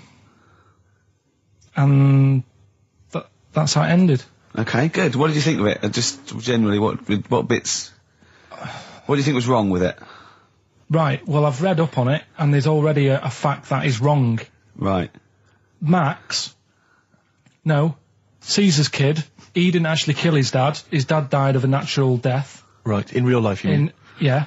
Okay. And what's Caesar's kid's name? Comedian or something? I think it's comedian, yeah. Yeah. That's where the name comes from. When a funny person is called a comedian. He didn't actually get killed in real life by Max. No. He died by his sister poisoning him, and he didn't die. No. Are you saying that this is not a historical document? It's wrong. All over the place. Yeah. Well, in terms of... Well, next week I'm giving you Braveheart, and that is actually true. That is factually accurate. I can't handle it. It is. It was a little Australian fella that helped him out. Just for people who watched it, you know that the guy, Caesar's kid, yeah, he died. His sister tried to poison him. That didn't work. Apparently, he was a gay fella, and his boyfriend, who was a wrestler, strangled him. That's where did you get this information? On the internet. I thought I'd look it up to see how much of it I actually got right. Yes. And that's what I read. Okay, so out of 10? 5. Really? Yeah. Okay. It's no good. I wouldn't get it out. It's annoying the way it says, like, you know, this film's got to be seen at the cinema, because I saw it at home and I don't think I missed out on anything. Very good point. I think that's probably the point they're making, but yours is valid too. We'll play a record, and after that I'm going to ask you about Rasputin, the Mad Monk. But anyway, Gladiator, just was going to add on the end of that. If you're into that sort of film, Jason and the Argonauts is probably a better bet. Is that factually accurate? Did you look that up or not? Did skeletons actually come out of the ground and fight? Yeah. I don't know, but it's a more enjoyable film. Okay. And it's shorter. Okay, now, just moving quickly on, just to the last item on Carl's re-education this week. Rasputin, you read a little book about Rasputin? What did you know about Rasputin before you read the book, Carl? Can I just tell you, when I handed him this book, it was my house, I said, right, he went, is he the one that lived under the bridge? And I went, what do you mean? He went, the fella that lived under the bridge, and you had to pass him and Jane, went, you're thinking of, Rapunzel. And he went, yeah. And I went, well, that's not Rapunzel either. Rapunzel's, you had to say, isn't that, you had to guess his The person name. who lived under the bridge was a troll in the 3 little book graph. I'm a troll, foldy well. So, to answer your question, Steve, that's what he knew about Rasputin. Okay? So have you read this whole book? Can I just have a look at it, Rick? This whole book, it's about the size of a beer mat. Yeah. I'm just thinking, but did you read the whole thing? No. You didn't Well, manage you to read the didn't whole even thing? do that. Well, again, some of the names in there are so long and foreign sounding that I just thought, I can't remember all these. So I just got to the meat of the story. Go on, Okay, what what is did it you then? learn about Rasputin? Right. He was a monk. Yep. And, Mad? Was he a mad monk? Hang on a minute. Don't confuse him. Sorry. Right. Go on. God. You see, this is what happened in the exams. Right, it was... Oh, don't do that when I'm drinking, Carl. Please, mate. He loved his women. And that's how the story started off. He had really nice... The story started off. Yeah. He had really nice eyes, and that's what everyone fell for, especially the women. Yeah. Anyway, the people back then thought he had special powers because he could hypnotise people or something. Oh, yeah. And it was about a little lad who had some sort of blood clot on his leg. And he said, just calm down and you'll be all right. And people thought he had special powers, but what he was doing, he was saying calm down, and he relaxed, and it stopped the blood flowing sort of as fast. And that's how he got better. But anyway, that's the only bit of special work that he did. And then he kept going on, and he was going in brothels and all that. And the people in the town thought, this isn't right. He shouldn't be going about doing this. And where did he live? Russia. Right. Is that right? Yep. What sort of era? I thought you'd like now, About 1800. Okay. Oh, right. Okay. And then... Do you want to check that, Steve? You got the book? People got sick of him. People got sick of him, and they said, oh, we'll have to get rid of him. So they tried to... He loved cakes as well as women. Okay. So they said, let's poison a cake. And they poisoned a load of Easier than cakes. poisoning a woman, wouldn't it? And he ate these cakes, and it just didn't kill him, and they were like, God, what's going on? And they kept giving him more and more cakes, and... He was suspicious. And that didn't work, so the fella said, that's it, I'm going to shoot him. So... Well, I imagine it was the end of his tether. So- I mean, he was back and forth to Mr. Kipling's. He Go on. shot him once, and that didn't work, and the fella thought, oh my God. And he started running away, and Rasputin's running after him, and he shoots him like another, I think he took 4 Face bullets. full of Battenberg. Four bullets. Who's It going took, to swear then? 4 bullets it took to kill him, and then this fella who was after him chucked him in an icy lake, and that was the end of him. But I don't understand, sort of, What don't you understand, Carl? well, the fact that, he's a bit of a name in history, and I don't understand why, because it just sounds a bit like my brother. Does he love women and cakes? And do you think that'll be his downfall?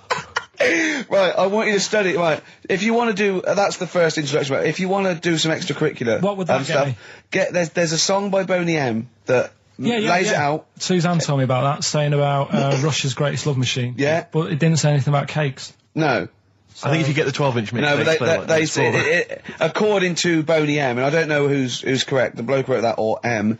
They put some poison into his wine. Now I don't know if M have done their research or whether they did shoot him until he was dead. According to them, he was the greatest love machine in Russia. I don't think it says that in the book, but M might know more than that fella. So what's your final verdict on Rasputin? Just a normal bloke who didn't have that much luck, really. That's what I don't understand. I was waiting for something special at the end, but just a normal fellow, really. Yeah, just an everyday. Happens all the time, doesn't it? Just an everyday mad monk. Yeah, just an everyday mad monk. You have to shoot and poison and throw in icy lakes to kill him, and who loves women and cakes. I mean, come on, do we need another one of them? Boring. So what would you say about him then? How would you sum him up? I think you've done it. I think you've done it. There you go. So next week, Che Guevara, you going to read the book? I don't know. Come on. Next week, Che Guevara. Take it home. There he is. Give it here then. Anyway, okay then, well, you were tested on Che Guevara. Right, Carl. We should just remind people what happened, because This last is a week little we gave- series. I've got lots of these little books, right? They're about like 2.5 inches long by about 2 inches wide. Those tiny little things you see in the sort of on the front counter of Waterstones or Smiths, and it's the Life and Times. It's a series of all the greats in history. Last week you read about Rasputin. He wasn't impressed. No. This This week, book's a little bit thicker than the Rasputin one. no, it's the same. I think, was it? Maybe the writing's Bigger smaller. writing or something. But okay, Che Guevara. Who was Che Guevara? Just now, you learnt to pronounce it, right? And how do you remember? You told me the week how you remembered what his name was. Che is like shake, and his surname is like guitar. Right. Shavara. Okay. But anyway, right. Tell us what you know, and we'll ask. Right. First of all, his name isn't really Che. Right. It was something else, and Che means buddy in wherever he's from, Argentina. Mm-hmm. Right. That's right, isn't it? Yeah. Yep. Right. So anyway, he was born, and he was. By the way, Carl's not reading this from a book now. This is all out of his own head. This 'cause is not pre-planned notes. No, this is. I mean, I know never it on. sounds written, but he's just. Yeah. Right. Here on we this. go. Here we go. Go on. He was born. He had bad asthma as a kid. Right. Which I thought was quite interesting because they didn't have cars and that back then, and that's what they're blaming asthma on these days. The bad build-up of traffic and that. Well, they So, did have cars, Carl. not as many as they have now. Okay. So that was something I picked up early in the story. He had asthma. Yeah. His dad was into he wasn't a politician or anything, but he was, they were into the politics. Sure. So he sort of grew up around a family who was into, watching the news and that and keeping up to date on what's going on in the world. So that sort of rubbed off on him.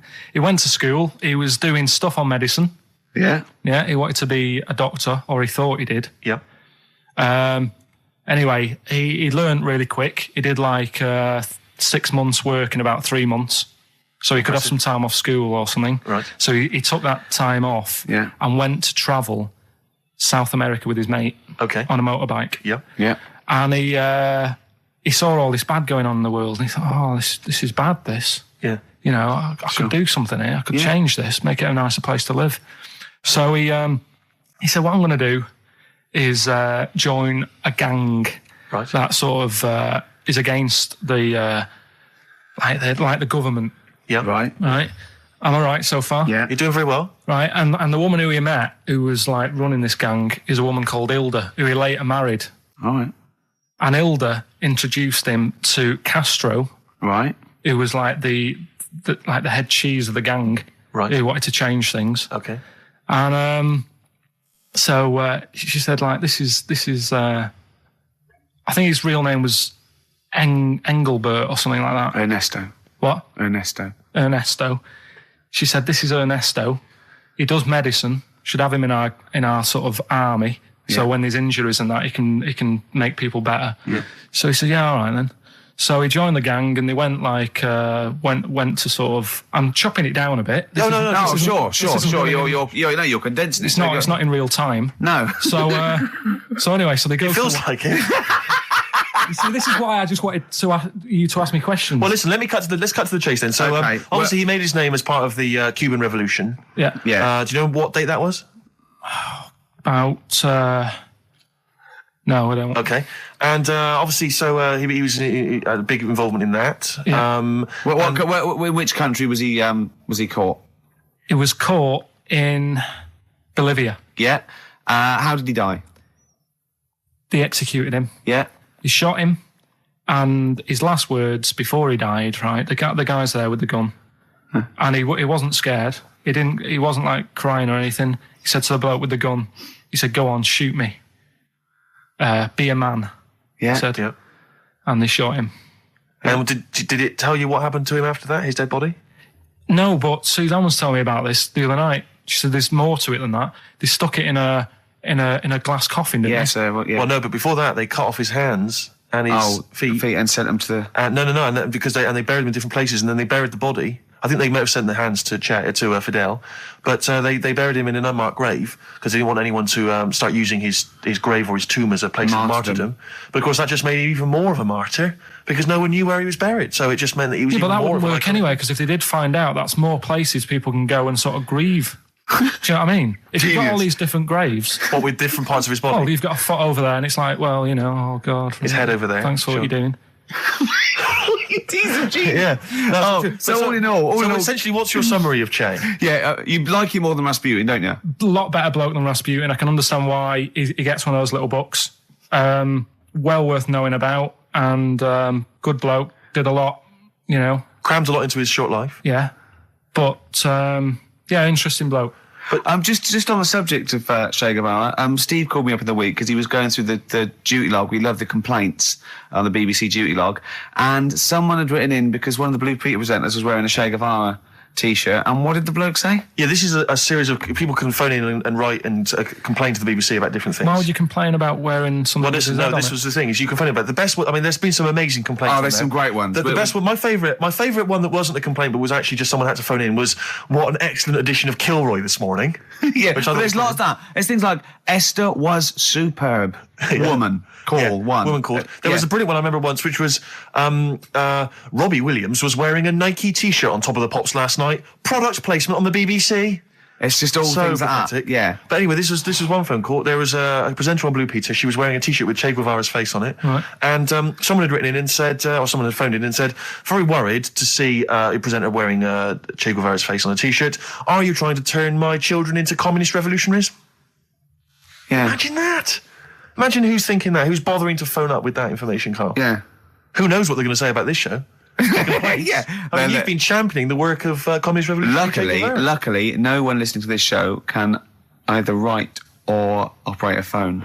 So I think we're pretty safe. So thumbs up for Che Guevara. Yeah. Well done to Carl there. Yeah, no, I thought it was I did brilliant. all right, didn't I? But the thing Yeah, is, Carl, you keep saying to us you don't understand why history is interesting, and yet you're clearly interested by that. You remembered that Carl, information.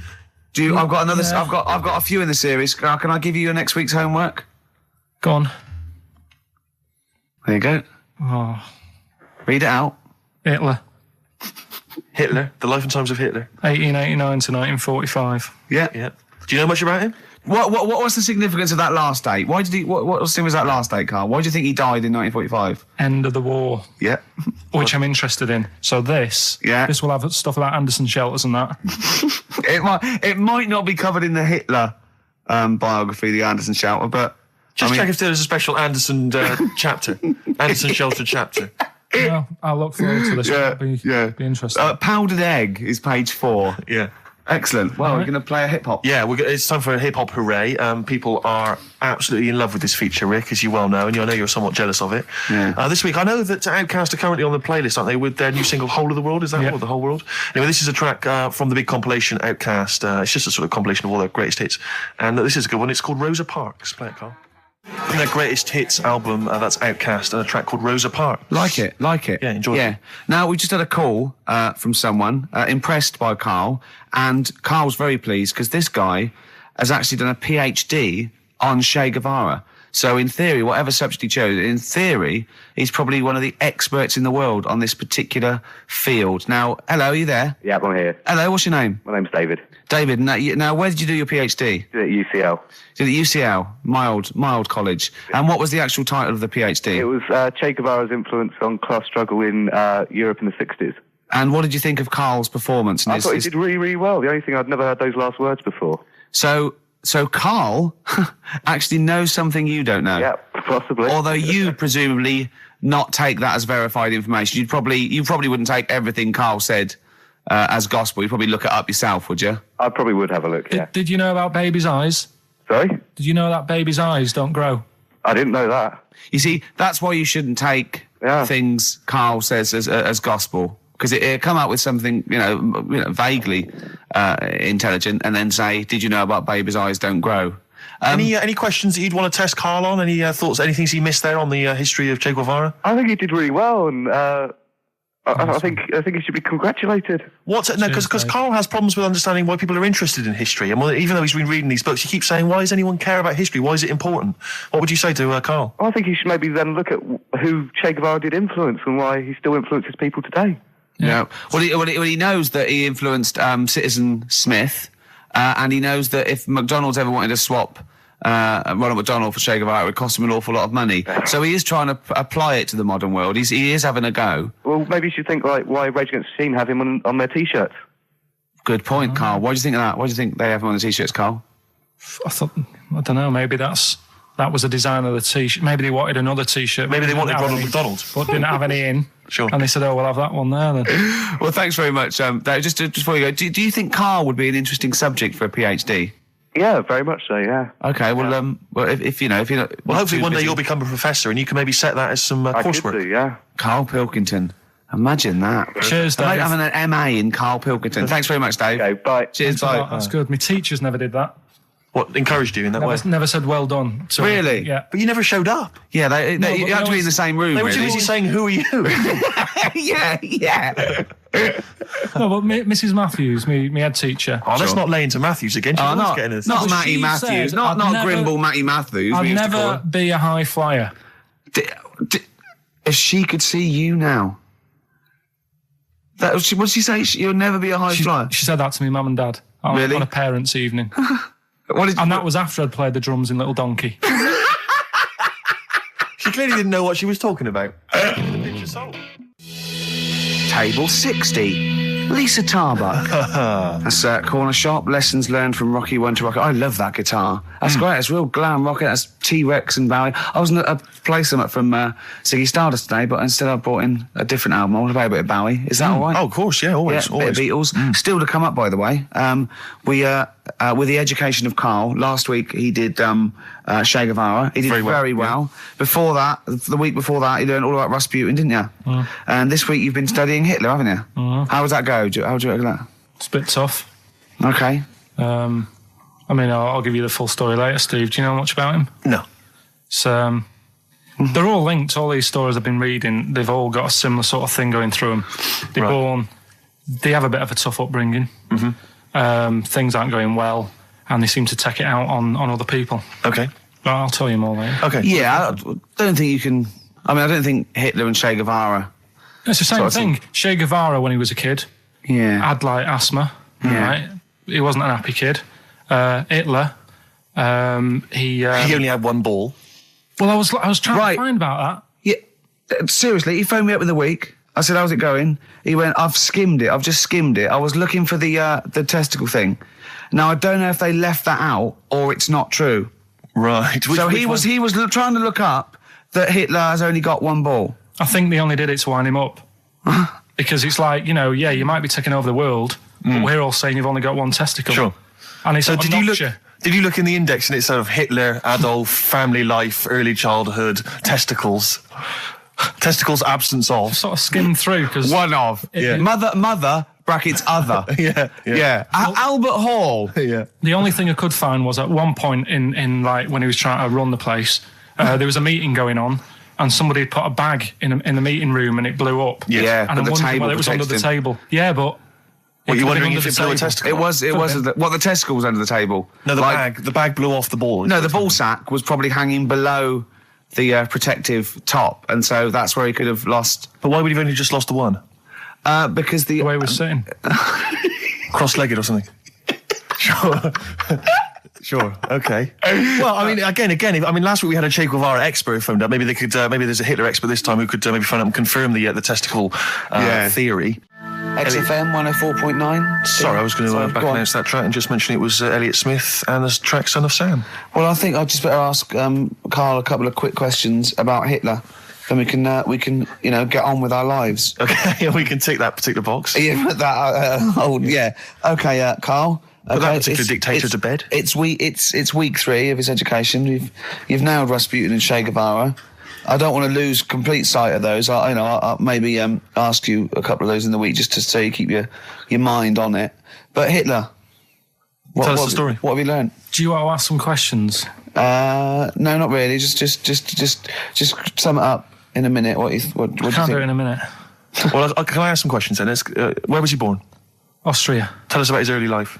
Right, he was a young lad. Brilliant. What in his early life? Okay. Yeah. What's the name? His mum was his dad's second cousin, which is a bit weird. Yeah, that is weird. They had 5 kids. He's going, it's usually first cousin where I come from. Oh, that's unfair, isn't it? There's no need for that.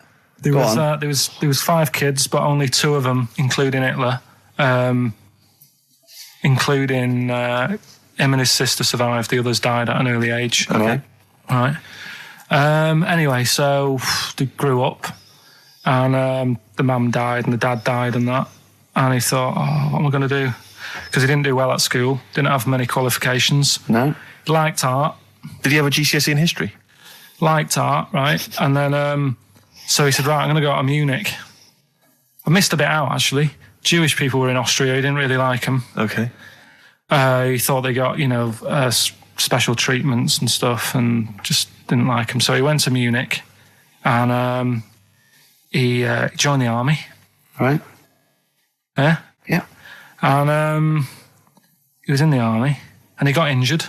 Right. So he went to hospital, and whilst he was in hospital, the World War I ended, and he was like, "Oh God, I want to." I was enjoying that. Yeah, so. Don't, because you're breaking the concentration. Yeah, sorry. I'm not even sure I want to join in on this one, just in case. Okay. Right, go on. Right, so He was in hospital. He's in hospital. It gets a bit better. He's never that fit, though. He's one of these blokes who was always ill. That was on something like 30 tablets a day or something. Comes out of there, joins some other army. Right. God, I knew it all this morning.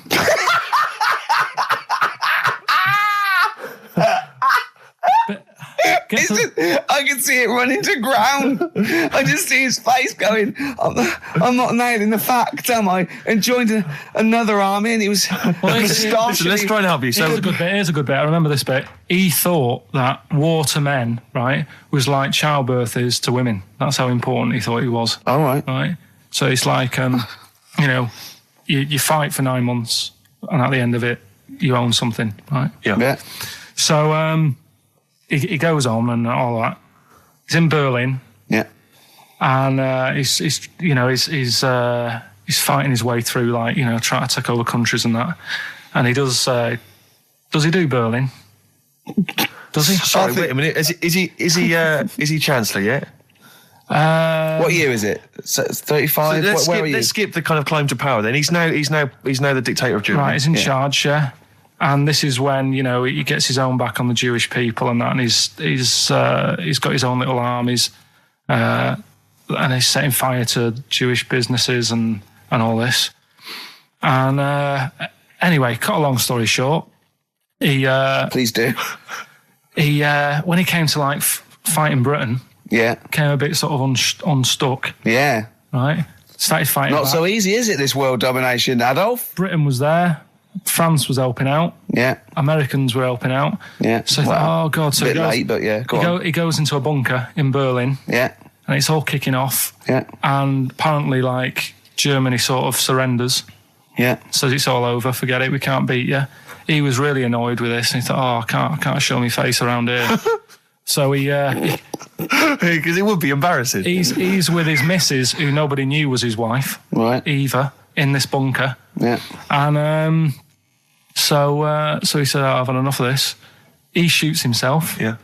She poisons herself. And the chauffeur buries him or something, or burns him. Right. And in all the time he was in charge, 50 million people died. So that's 1918 to 1945. Yeah. Between It felt like that. between Travis and the Red Hot Chili Peppers next week. That's fantastic. That's remarkable. I have to say that you sort of lost your grasp somewhere along the line because you started off confidently, but you lost your I've had a really busy week, and last night I was like whizzing through it. Sure. And then this morning I woke up, and you know, Suzanne had been away for about 3 days, right? Yeah. I hardly spoke to her. She's been busy, I've been busy. First thing I say when I wake up, oh, just ask me some stuff on Hitler.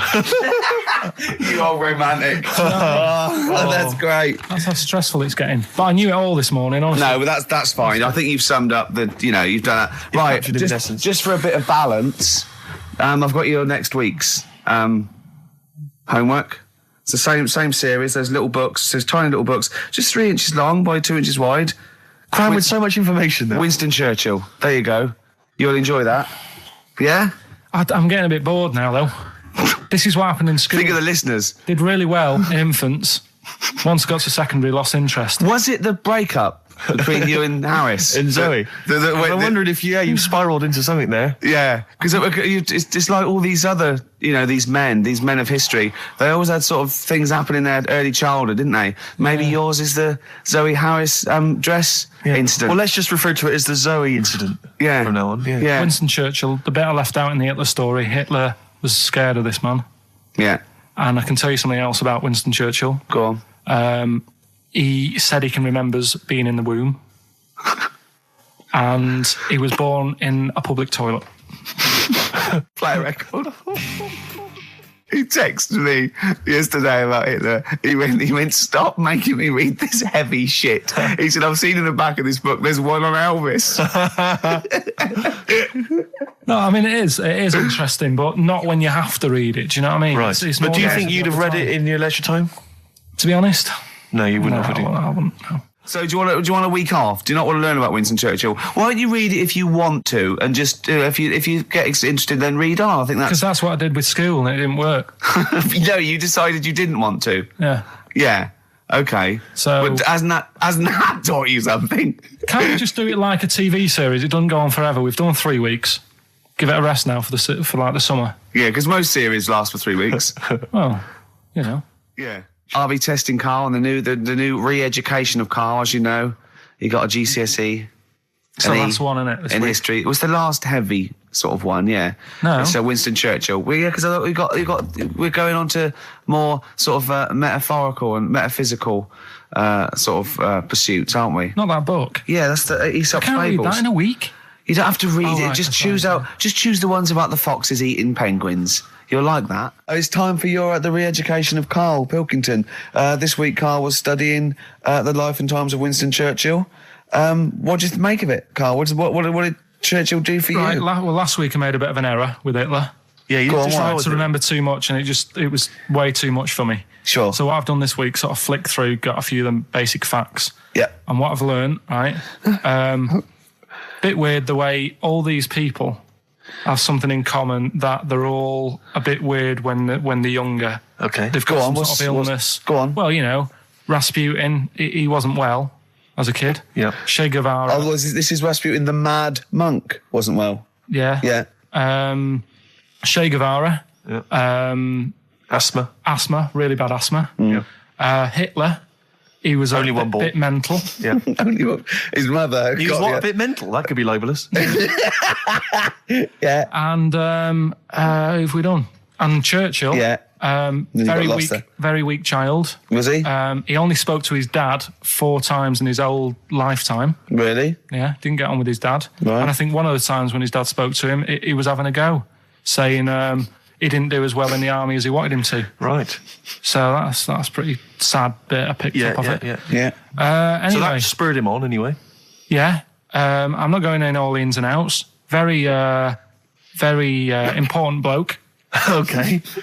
No, seriously. I mean, Yeah. your dad bought the tapes, didn't he? Yes. And I can understand why. Because he did change a lot for us. You know what I mean? We wouldn't be sat here now talking like this. Why? We could have been German. Yep. He didn't let that happen. No. Everyone had a go at him, right? When I think it was Chamberlain who was in power, Yeah. and he was like saying, "Don't be trusting that Hitler," Yeah. you know. And everyone was like, "Look, stop causing trouble." Chamberlain sorted it out, you know. He sorted out a peace agreement, Yeah. and he was like, "No, I don't trust him." And everyone's like, "Oh, you know, you're just causing trouble." You know, everyone else is happy. Then it turned out that Hitler did actually do the dirty, Yeah. and try and come over. I remember didn't he do something? He started a war or There was something. a didn't he? conflict of some kind. Yeah. Started a problem, and everyone went, "Hang on a minute, that Churchill knew what he was talking about. Yeah. Yeah. Get him back in charge." Sure. And they got him in, and Hitler was scared of him because he knew that he wasn't going to be having any lies or anything. He couldn't try it on with Churchill. Yeah. Especially when he was a little bit pissed up and coked and with He a big was. cigar. Churchill. He wasn't doing that. I think a lot were during the war, in the war cabinet. I think they had to have things to keep him awake all night and stuff. And he certainly liked a brandy. Rick, Winston Churchill was coked up, was he? I mean, sorry, this is something I wasn't aware of. If there are any historians listening, if I'm wrong, I'm Was that very in the sorry. World at War? No, I don't Winston think Churchill so. was Any coked historians or experts on war?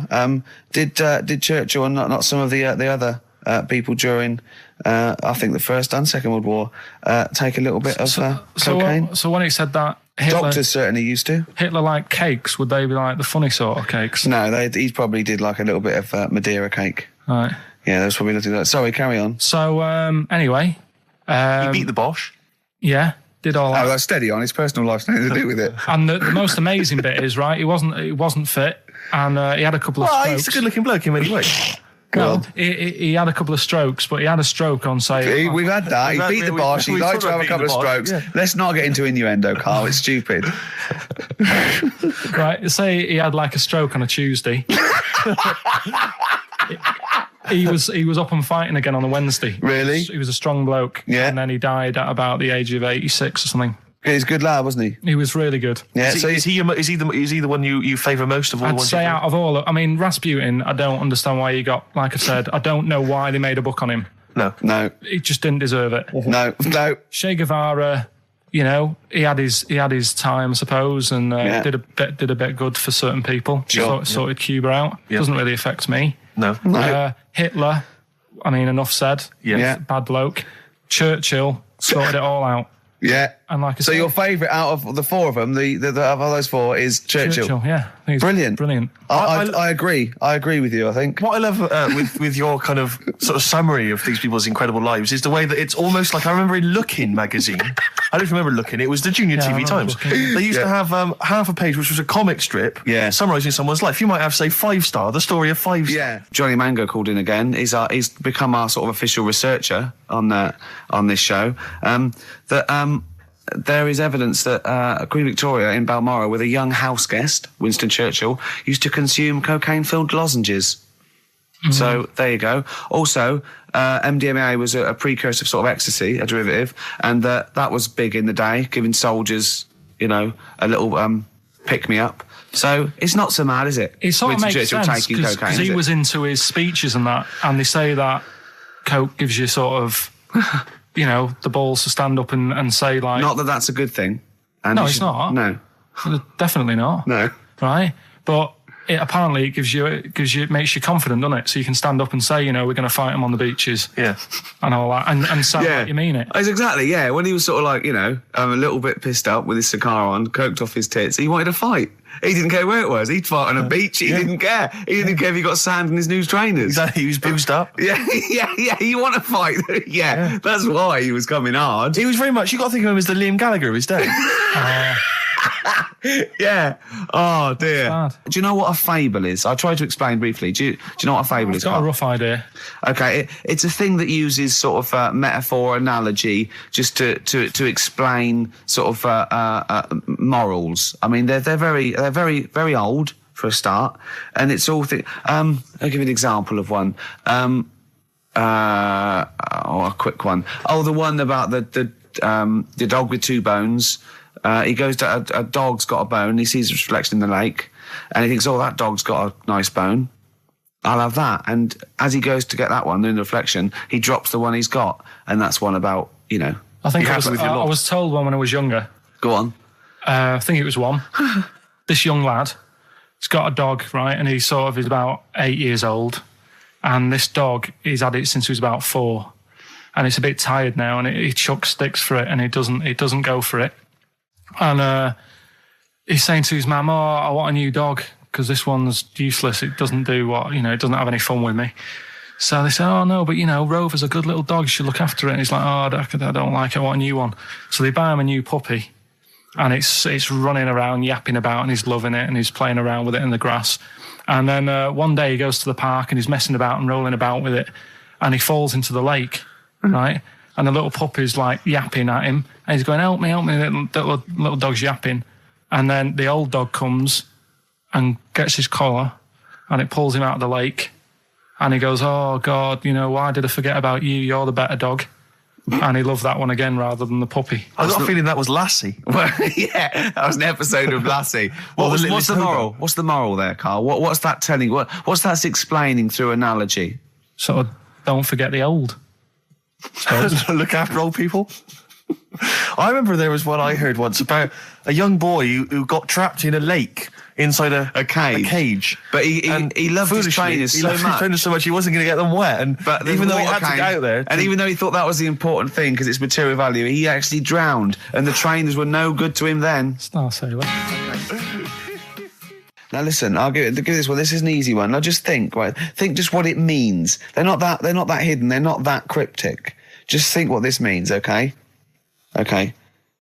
When the hares addressed a public meeting and claimed that all should have fair shares, the lions answered, "A good speech, hairy feet, but it lacks claws and teeth such as we have."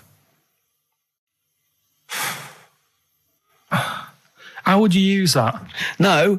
What do you think that means? This is translated from the, I don't know, Greek or something. I don't know. It was Aesop. Where's he from? Greek. Yeah. So shall I do it in my own language? Okay. So what would happen if there's hares and they have a meeting in the jungle with like loads of lions and go, "Hey, hold on, wait a minute. I think we should all be equal and share everything, all right?"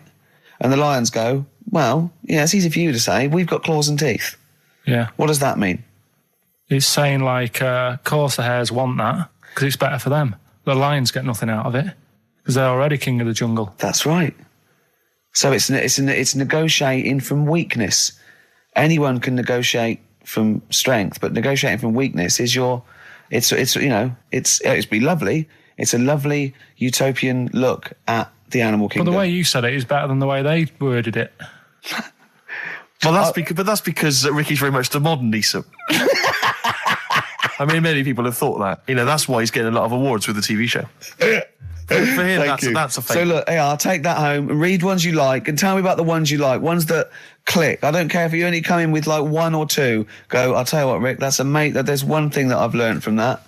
Because sometimes you can know all these phrases and until something happens, you don't think, everyone's heard, I don't know, to err is human, to forgive divine. And then something, might happen. Do you go, "Oh, that's what that means. That's amazing." Well, you were studying Aesop's fables, weren't you, this week? Now, I'm going to be very liberal here and let you talk about it. It's not a test. I'm not, hey man, just like chill out. I'm not this like rigid sort of, box in society. Just tell us your views. Just tell us your vibe on Aesop. Tell us something. What have you learned from these fables? He made a bit of money out of something that's quite simple. I don't know if he did make any money out of it. I mean, I think it was published like thousands of years after his death, but go on. Yeah, they're just little stories. I mean, enjoyed them. Yeah. Didn't learn anything from them. Okay. Or did you see? Because it's teaching through sort of like metaphor and analogy, and maybe it all seeps in and it's all subliminal, and maybe in a way your subconscious is teaching you. No, it's silly, Ricky, it's silly. If the stories were done in like a real way, that there's like a man and a woman, and it's a little story that something happened to them in life, then you learn something. But it's all about, a gorilla and a fox are walking through the woods.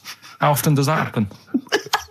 Sure. So you're saying if it was more like if it was more true to life, if it was more like, maybe if it was maybe more like yours. real stories, like a kid on his grifter and a magpie pecking at his head, or two frog boys with webbed hands. I mean, if it was real stories from real life that people could believe, actually happened, maybe it would teach us something. But why not do that? Like take a real situation, say like the So Solid Crew guy, yes, going down for carrying a gun. Use that in some way.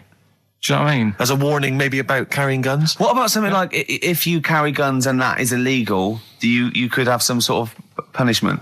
Yeah, that's good. So it doesn't bother you then that the fact that these fables have been used for many, many generations to educate maybe young children or even older people, the fact that they've served a brilliant function and they've become classics, that doesn't bother you? You've seen through them? Well, they don't always work. Okay. When I was out with Rick the other day, he brought one up. I told him the one about the two mice, the industrious mouse, who throughout the summer he would be storing berries, nuts and berries, and he'd be storing it, and the other mouse would just be eating off the trees and running around and having a laugh. And I go, well, you're going to become hungry. We go, oh, I'll worry about that when it comes to it. And they'd do that, and he'd be storing his nuts and berries, and autumn came, and the mouse was still playing and not doing anything. And then winter came, and the silly mouse was like shivering, and he went and knocked on the mouse's door and went, I'm freezing and I'm starving. And the clever mouse said, well, I told you, didn't I? You should have been storing your nuts through winter like I did. Come in and share mine. And what did you say, Carl? Well, and the moral of that is whatever. Just be careful. But my thing is that it's not very good, because the moral of that is do what you want, and there's always a do-gooder, a share there. Sure. Yeah. But the way I think, which is more sort of 2002, the ending should have been, the guy with all the berries should have been going, oh, I'll be all right come the winter. I've got loads of food. I'll be safe. But then as he's going into his little hut at the beginning of the winter, some sort of bus or something comes and kills him. Right. And it's like, you should have partied hard because you might die. Yeah. Enjoy life whilst you've got it. Yeah. Okay. And if winter comes, just starve to death. Well, worry about tomorrow. Okay. I'm wondering if there's a new book here. I really am wondering if there's a Karl's Fables. He's been coming out with some all week. He keeps going, well, that's a fable, isn't it? Yeah. So what's your favourite fable in there? Have you learned anything from this book? Is there one fable you liked? Yeah, I mean, what did you like? They're all right. What did you like? You've thrown it on me now there. Didn't you like one about a crab, you said? No, that was the one about messing about on a cliff edge or something. Don't mess about on a cliff edge. What was that? I don't know. There's not many around here, so I didn't take much interest in that one. You know what I mean? God. I'm doing my best here. You don't remember any? Here's one. Yeah, here's one that was quite nice. There was a belly, like your stomach. Yeah. And it's this belly on a pair of legs. And the legs was saying, I'm more important than you because I carry you around. And the belly said, yeah, but, if it weren't for me holding all this food, you wouldn't have the energy to walk around. Yeah. And that means rather than working on your own, it's best to work in a team. Yeah. So, good. Well, the one similar to that I was taught when I was little was a vision of heaven and hell, and it went down to hell, and in hell, right, there was these people had like 20-foot long chopsticks. Yeah. And they were eating their food, and they couldn't get the chopsticks into the food and get it round to their mouth because they were just too long. Right. Right, that was hell. And in heaven, they had exactly the same thing, but they were feeding each other. What? Right. You don't like Chinese food? Is that what you're thinking? Is that what your concern is, Carl? No, I'm just... The one I remember, I can't remember the ending of it. It's about two nuns in a bath. Yeah, I know. I can't remember what it is. Yeah, that's that it, one? yeah. Or are they on a bike? That's two adventures. It's the same nuns, but they go to all sorts of adventures. They're normally quite erotic adventures. Well, they are, but there was one when they're driving down a cobbled street, I remember. Go on. And then there's the other... Then, of course, Whalebones on XFM 104.9. I'm Ricky Gervais. With me, Steve Merchant, and Carl. Well, Carl, I really don't think you got your teeth into the fables, really. I don't think you... There wasn't anything to learn.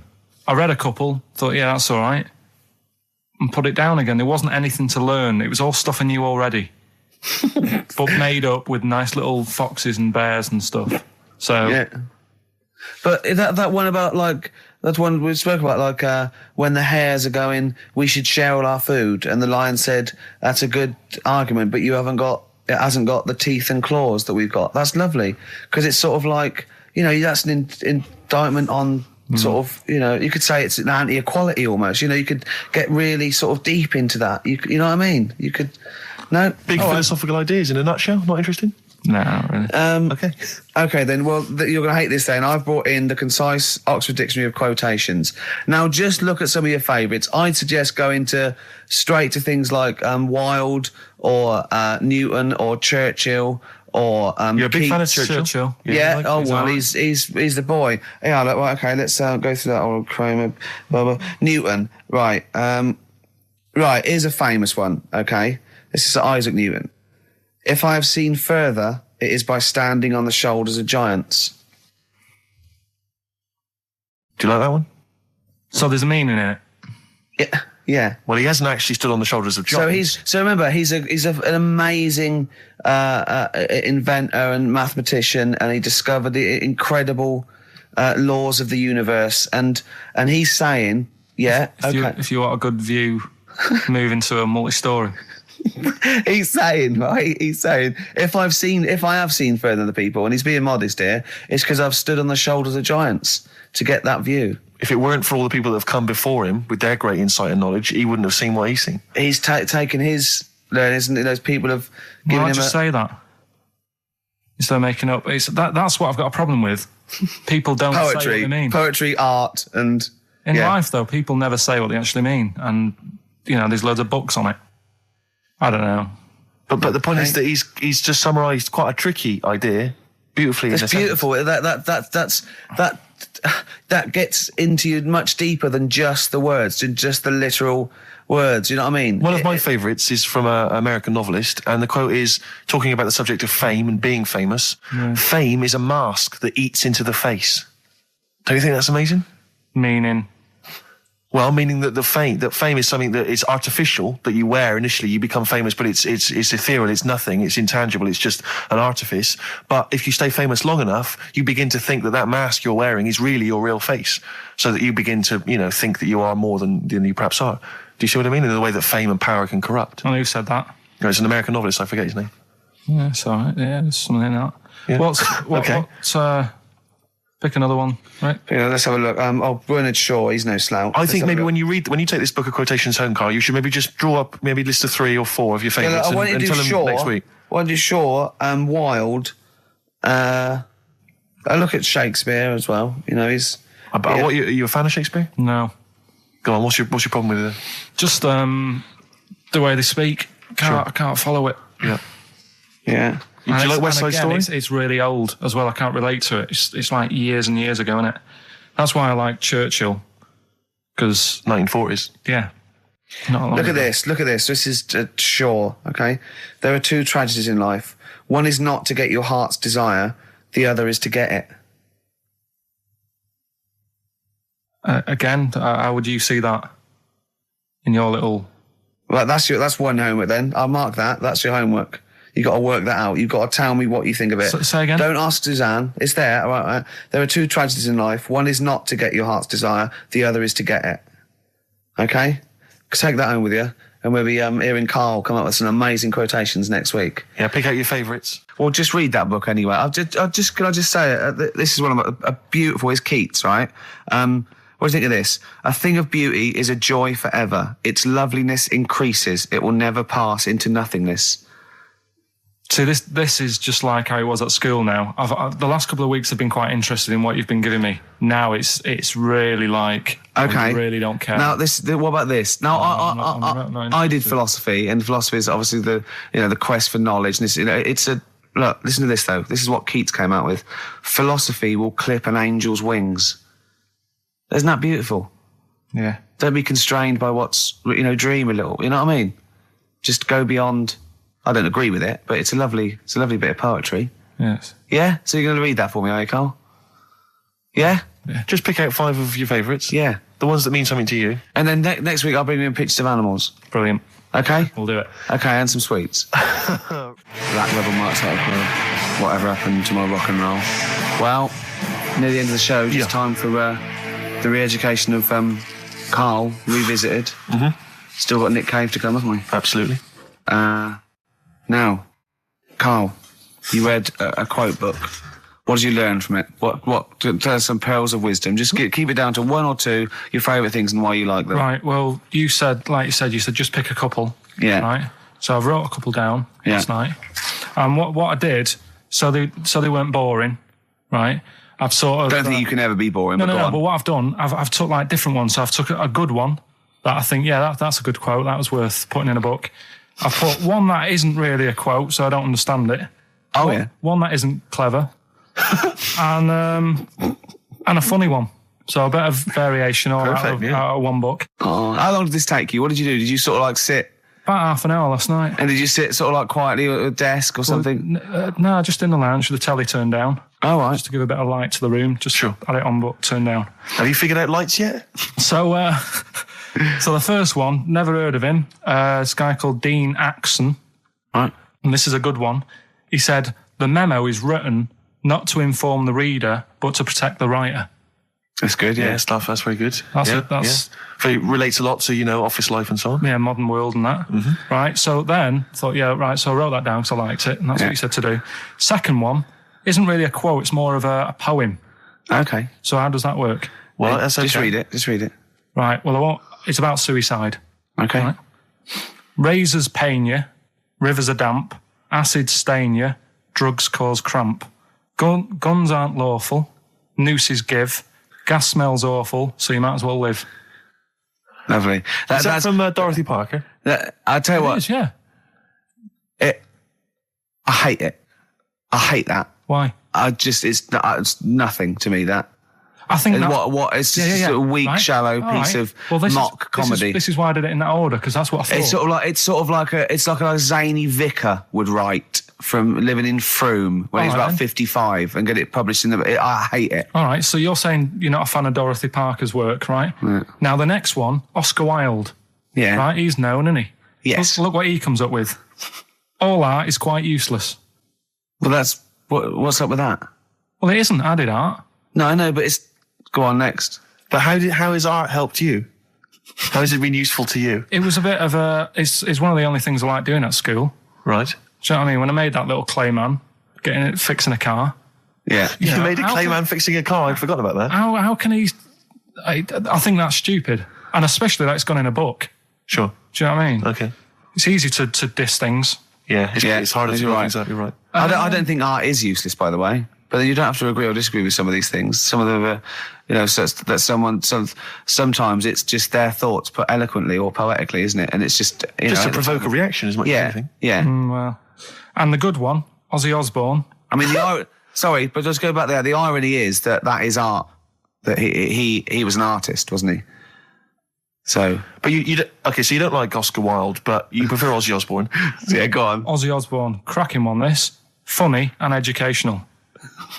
I bit a head off a bat the other night. It was like eating a crunchy wrapped in a chamois leather. Genius. You're right. You're right, Carl. Yeah. So what do you like about that? The way he's described what it is like. I think, if someone, that you can imagine what it's like, because I like crunchies. Yeah. And, it's like and that chamois leather is really chewy, so you can imagine that's like the skin. So you like his descriptive writing. The crunchy bit is like the bones and that. Yeah. It's perfect. But Carl, it's interesting because you've analysed Aussie there, and in a way, that is the first step on maybe doing a new English GCSE. Yeah, being able to study you said why language you and liked understand it. and- You said because it describes what you've never eaten about yourself. Yeah, but my teacher, Mrs. Kane, if I would have come into school with, a quote by Ozzy Osbourne, she wouldn't have been happy. Really? Do you know what I mean? And that's the difference between She'd go, right, Carl, get your horse and go home. Well, listen, though, we were talking about other quotes. Yeah. Neil Armstrong. Yeah. Do you know his one? Yeah. What one giant leap for mankind? Do you know it wasn't meant to be that? It says it's one small step for man, one giant leap for mankind, right? Yep. It was meant to be, this is one small step for a man, Right. i.e. Yes. me, the individual, on a microcosmic level, one giant leap for mankind. And he mucked it up, because if you say this is one small step for man, one giant leap for mankind, man there means mankind. I know, it's embarrassing. So you shouldn't give people, he's not a trained actor. That's true. He's more of an astronaut, to be Has he honest. won any awards, Rick? No, there are no awards. Is he BAFTA nominated? Don't think so. But listen, right, he said another quote as he got back into the rocket. Have you heard about it? Go on. We're running out of time, and I'm just wondering whether it's worth saving as a bit of a teaser for next week. What did Neil Armstrong say as he got back into the rocket? Yeah. Is it going to Shocks be away. something like, that was boring, wasn't it? The mic's not still on, is it? Yeah. They're not still listening. Well, that's what I was saying to you. He could have said that, and it would have That's still not gone down. cheese. It would have still gone down as an amazing quote, wouldn't it? Well, listen, I think you Buzz should save Aldrin it, went, Carl. you tosser, I was meant to go No, first. I'll tell you what we'll do, Carl. We'll squeeze it in before the end of the show, because, Ricky, you got to play your song for the lovers. Oh, we should yes. play this. I don't think we'll fit it in. We might have to save it. Don't worry, we'll see what we can do. Well, Let's next play, week, by the way, you've got happiness quotations, a collection of thoughtful words and beautiful paintings. I'll just give you an example of one. Happiness is a perfume you cannot pour on others without getting a few drops on yourself. Lovely that, isn't it? Brilliant. You can't be happy with that. This is Nick Cave and the Bad Seed from the Boatman's Call. It's a beautiful song. Any song that starts off, I don't believe in an interventionist God is all right by me. And this is Into My Arms. Nick Cave and the Bad Seeds, Into My Arms. Well, that's it. We've run out of time. We have indeed. So no time for Carl's quote. That'll have to come next week. Yeah, we'll save that for next Neil time. Armstrong. Well, I hope you enjoyed it. Goodbye. All right, Rick. Come on, I'm sounding a bit chirpier. It's not that depressing. Well, yeah. Sports next. You know how excited you are? Go on. You love the sport, don't you?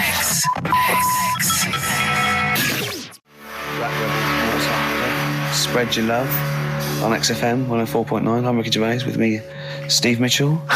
And now it's Carl's bit. It's the re-education of Carl. He's like Liza Doolittle. And now he's coming to, or Lawnmower Man, if you've seen that film. More like Lawnmower Man, if you've seen the film. You'll know what I mean. And his homework was to just study quotes, really, on happiness and stuff and general well-being. He's not a big happiness quote fan, are you, Carl?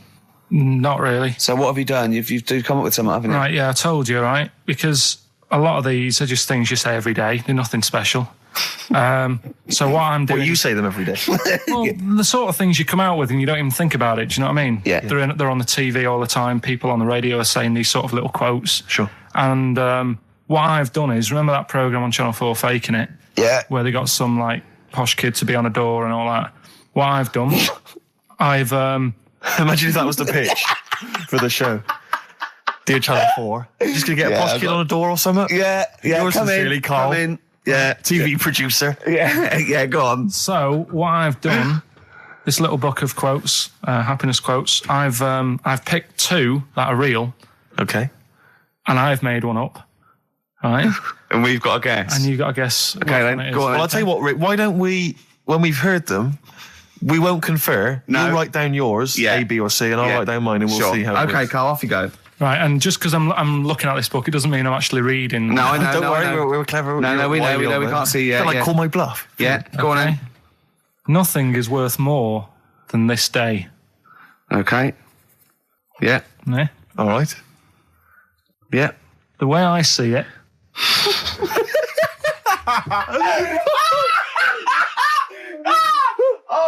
Oh God! My head's gonna burst. no, hang on. My head's gonna burst. No, Hang on. this might not be Carl's. It might not be. How do you know I haven't tweaked them a little bit? Yeah. Good Okay, point. fair Good enough. point. No, good point. The way I see it, if you want the rainbow, you got to put with the rain. Yeah. Okay. All right. All right, yeah. Okay. Hang on. It's not here. Come on. Cat food. Cat food, come on. It stinks a bit, but if you don't put up with the smell, the little kitten will die. Steve, I don't know what to say. I don't know what to say. Imagine this in faking it. Imagine their faces when he says that, and they're going, "Oh my God, Carl, play a song, mate."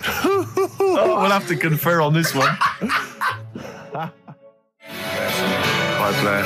Well, that's just amazing, Carl. Just read them again. Two were real, one was fake. Go on then. Right. First one. Nothing is worth more than this day. Excellent. Next one. What does that mean?